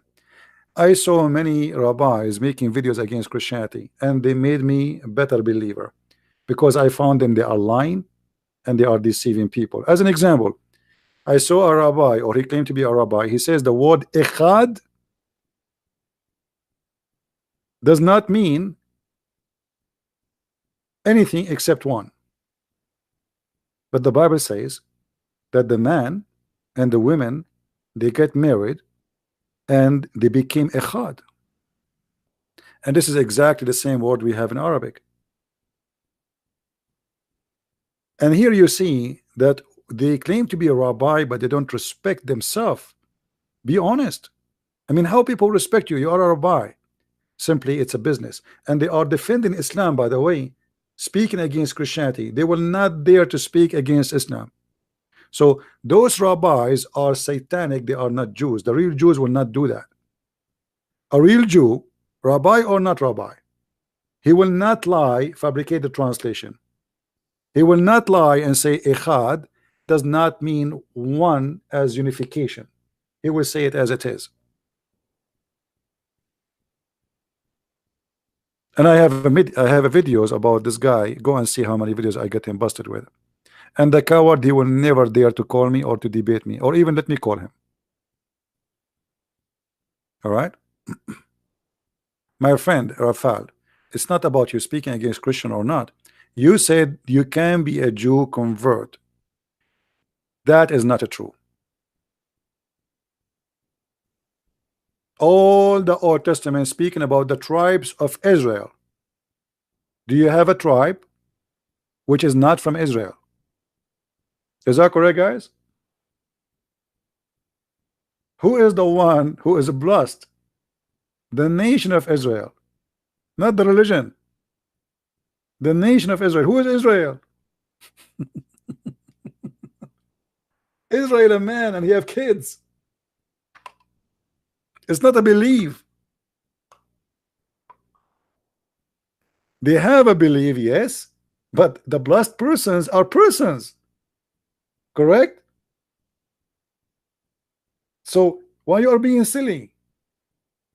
You see, even Abraham, he have children's which is have nothing to do with Israel. As an example, Ishmael, right? Okay. Is Ishmael from Israel? No. Can we say the children of Israel of Ishmael they are from Israel? No, they are cousins. So why are being silly?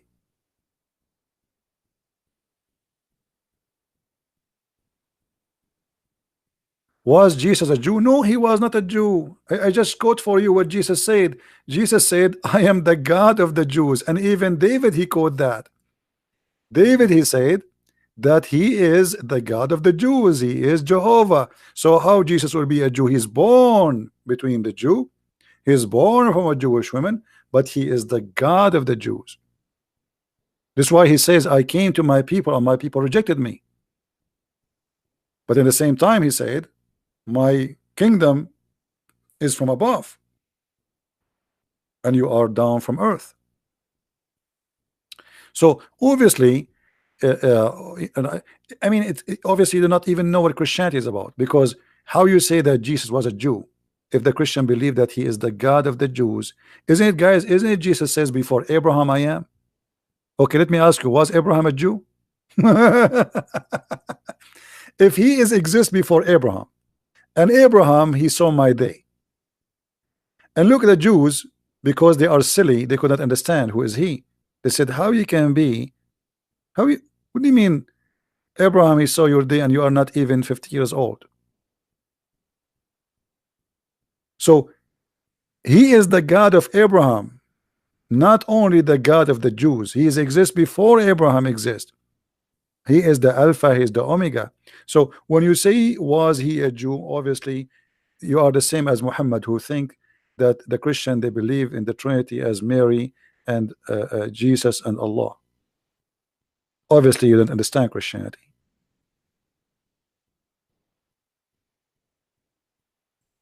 right? But anyway, we welcome all questions, and we welcome those who you know, they do not know what they are talking about. It's okay, I understand, you know. I understand. But try, I advise you, try not to be silly, because sometimes we say things without thinking. Even I saw Christians saying that Jesus is a Jew. And how he is a Jew if he is the God of the Jews? How is a Jew yet he before Abraham he is? How is a Jew that everything created by him and for him? That is silly. By birth, he is born from the Jews. But all of us, we knew that his birth is not the beginning of his existence. Is that correct? When he says that Abraham, he witnessed, he saw my day, and before Abraham I am, he is confirming to you that my existence have nothing to do with my birth. So we are smarter than this.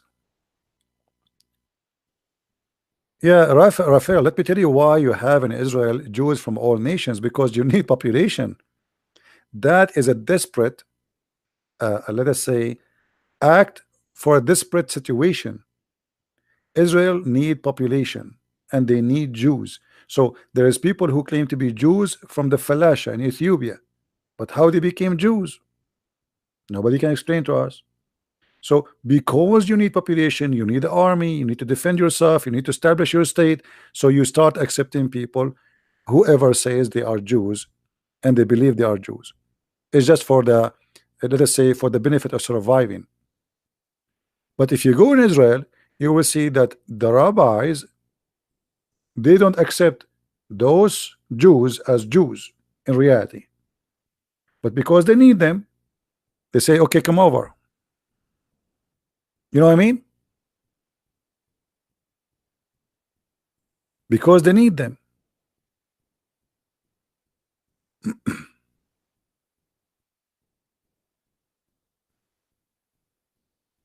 No, Jesus is not. You know what a Jew mean? Like, look, those people do not understand what Jews mean. What a Jew mean? This guy Georgian, he says Jesus is a Jew because of his human nature. So if because of a human nature that will make you a Jew, that will be strange, because the human nature of Jesus exists before his birth. When Jesus says before Abraham and Abraham he saw my day, isn't it Jesus speaking about God? He came to Abraham as a man. Is that correct, guys? People, is that correct? How Abraham he saw my day? God, he came to Abraham as a man. So the nature of man, God, exists before his birth. He came as a man. So you're being silly. Before the Jews are exist, he came as a man. But people don't want to use their mind, what I can say. All right.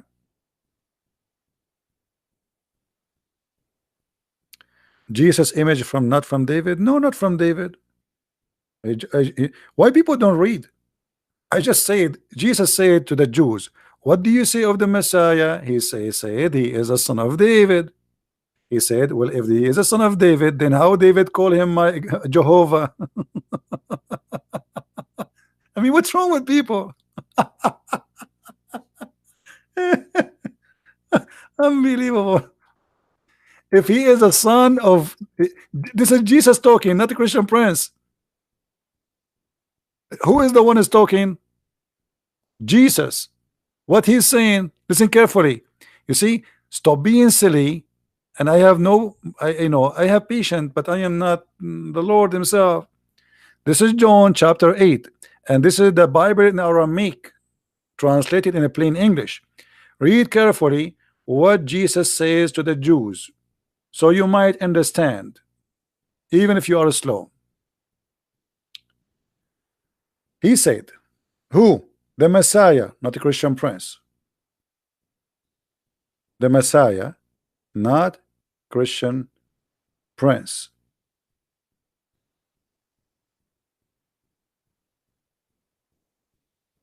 Let us read together and see what the Bible says.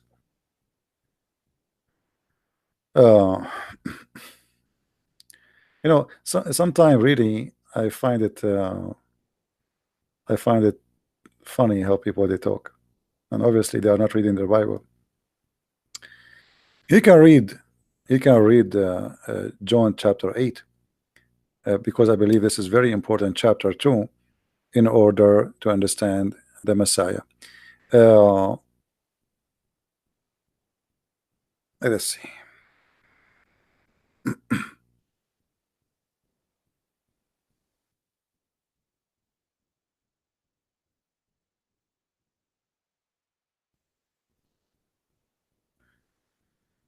All of this conversation, by the way, is between Jesus and the Jews. All right, he is not debating with the Abdul. He is debating with the Jews. They said to him, the Jews, they said, saying to him, now we know that a demon is in you. Abraham is dead, and the prophet, and you are saying, whoever keeps my words shall never taste death. What do you mean? He never tastes death? Anyone follow your word, he will never taste death? Because they are silly, like many here. They think he is talking about that if you hear his words, you don't die. That's what he's saying. He promised you eternity. Are you greater than our father Abraham, who died, and the prophet who died? Who are you making yourself? Yeshua, he answered, saying, if I glorify myself, my glory is nothing. It is my Father who glorifies me. He of whom you say he is our God, and you do not know him, but I know him. If I had said that I do not know him, I myself have been liar like you. But I do know him, and I keep his words. Abraham your father desired to see my day, and he saw it and rejoiced. And the Jews were saying to him, you are not 50 years old, and you have seen Abraham? Yeshua said, timeless truth I speak to you, before Abraham would exist, I am the living God. My friend, Jesus is the living God. So how you say the living God is Jew? That because you are silly and you are limited in your thinking. You forgot that the whole idea of Jesus being born between the Jews is to save the Jews, not to be a Jew. He exists before the Jews. He is the one who created the Jews. So you became so limited like a child when you say Jesus is a Jew.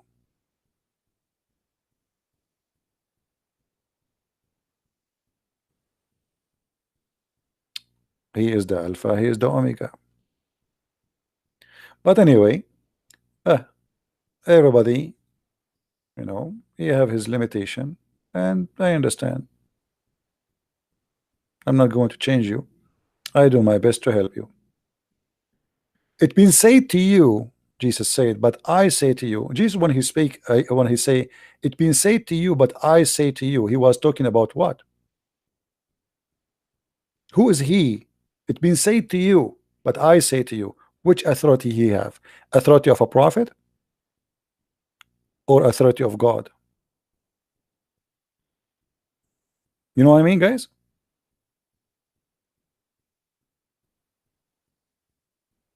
Authority of God. All the teaching of Jesus speaking about himself as God, and yet you say to me Jesus is a Jew. That's because you are silly. You are just a child in the faith of God. I advise you to read your book carefully.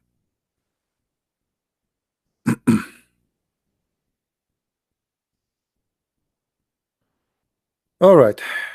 Are we done for today, guys?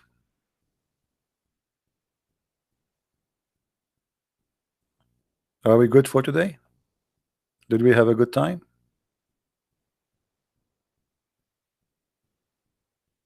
We have a good time, right?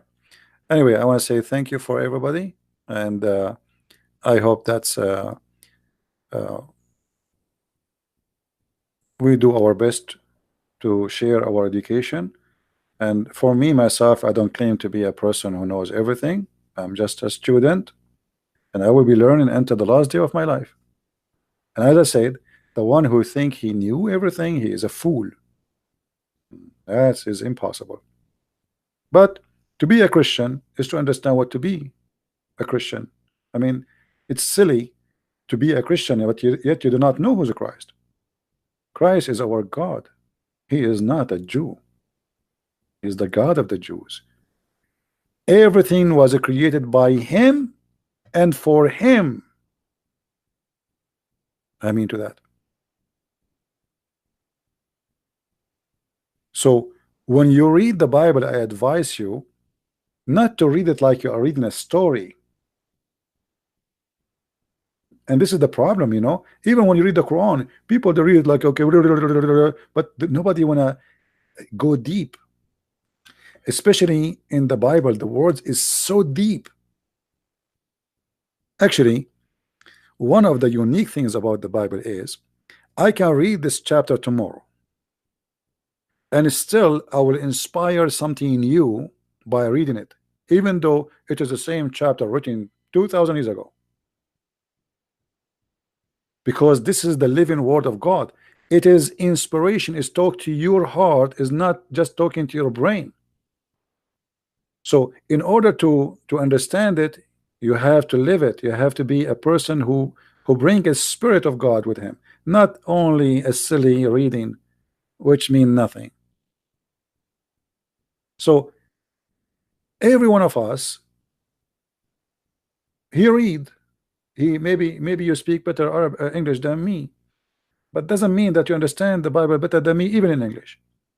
Because simply, if you decide just to read the words, not to be inspired by the words, and not to go deep behind the words, you are the same as the Jews. When he said to them, whoever hear my words, he will live. They thought he's talking about they will live now, they will never die. You are just being silly like the Jews. When the Jews, they said, when he said, Abraham, he saw my day, they are looking at the man, how this man, he is not even 50 years old, and yet he is saying that Abraham saw my day. Obviously they don't understand who is he. But I understand that Jews, they have that problem because they are exploring Christ at that moment. But you who've been taught already who is a Christ, so it's not a surprise for you to know who is he, yet you claim what you claim.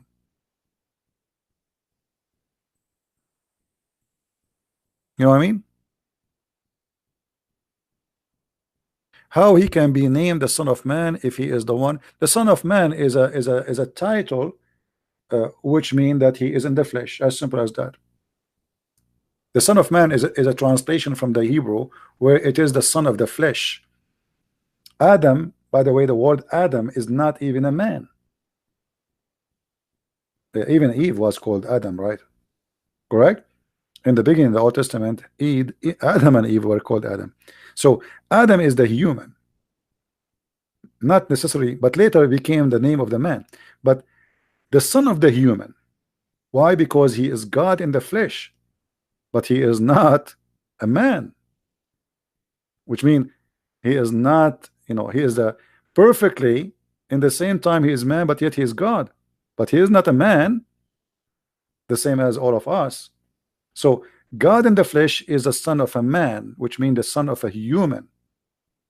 But all of us, we knew that Jesus is a son of no human.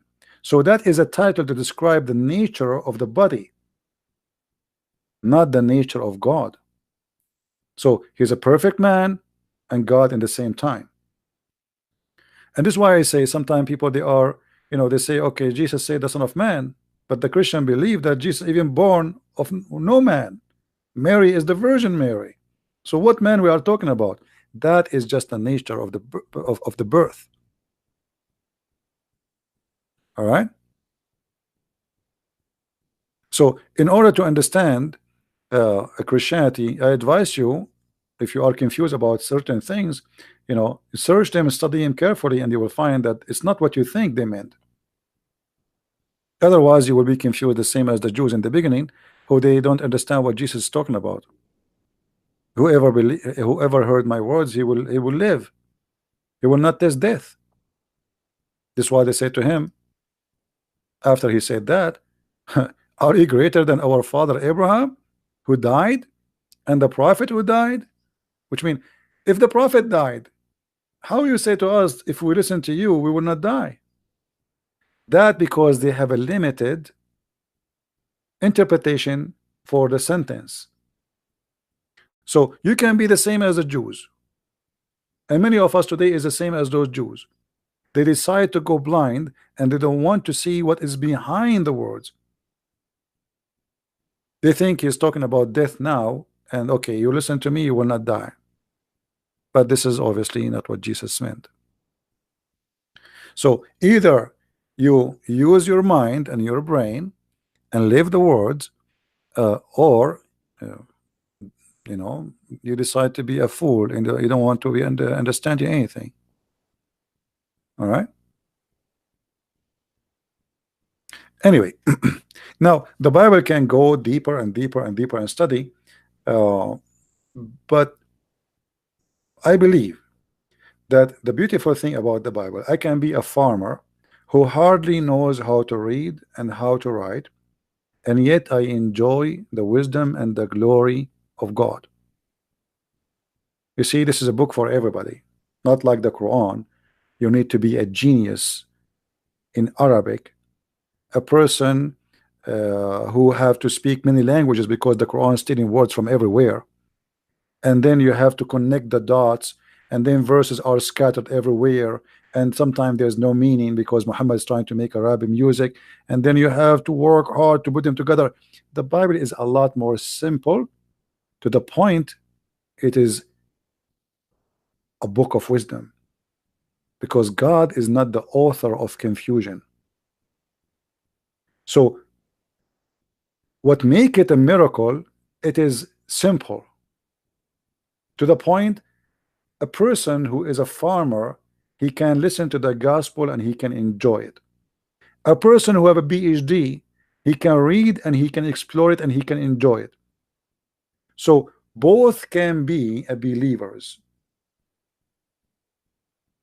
and each time you read it, sometime even you might find yourself in the story, if you are a person really trying to be living the story, not only reading the story. So the Bible speaks to you, and the Bible encourages you to live with the word, not just to read the words.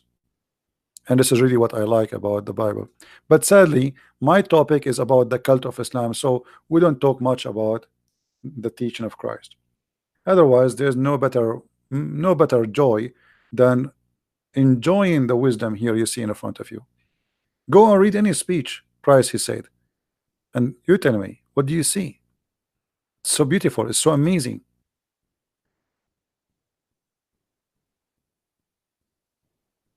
And always, if you are a person, I remember this is a story about a child. There is people, they invited a family, Arabian family, to a big dinner. I mean, those people, they slaughter a big animal. The table is so long, so big, and etc. I mean, yeah, they put everything you can imagine in the table, fruits, anything. And then the kid of the guest family, he looked at the whole table, he said, there's no hummus.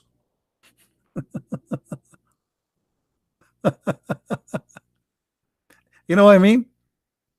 So the kid, he is unhappy because there is no hummus. The people, they slaughter a big animal, the barbecue, the fruits, the drink, even they have maids around the table. But the kid, where is my hummus? I love hummus.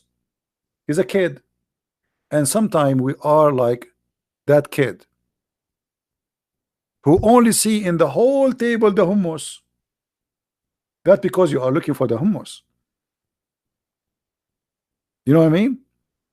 So if you are a person looking for what is wrong because you don't like it anyway, I mean, I'm going to try to find something wrong there. It doesn't matter what you do to me. It doesn't matter how good it is. What is my hummus? No hummus, you did nothing. So are you getting my point, guys? Are you getting my point I'm trying to say to you? So if we are people looking for what is enjoyable, it's amazing there.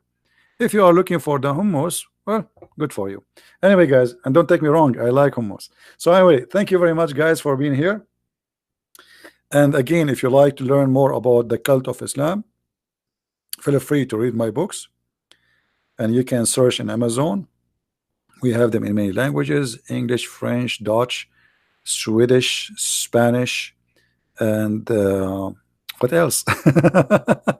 And soon Portuguese, by the way. So you know, I hope that people, they will learn, and education is a gift from God, and it is the best thing a human being can enjoy.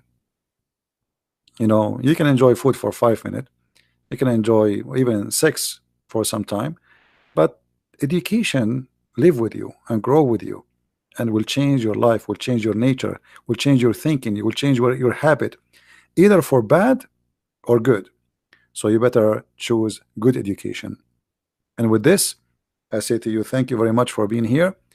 May the Lord bless you all, and until we see you soon again, Christ is Lord, Islam is false, and thank you.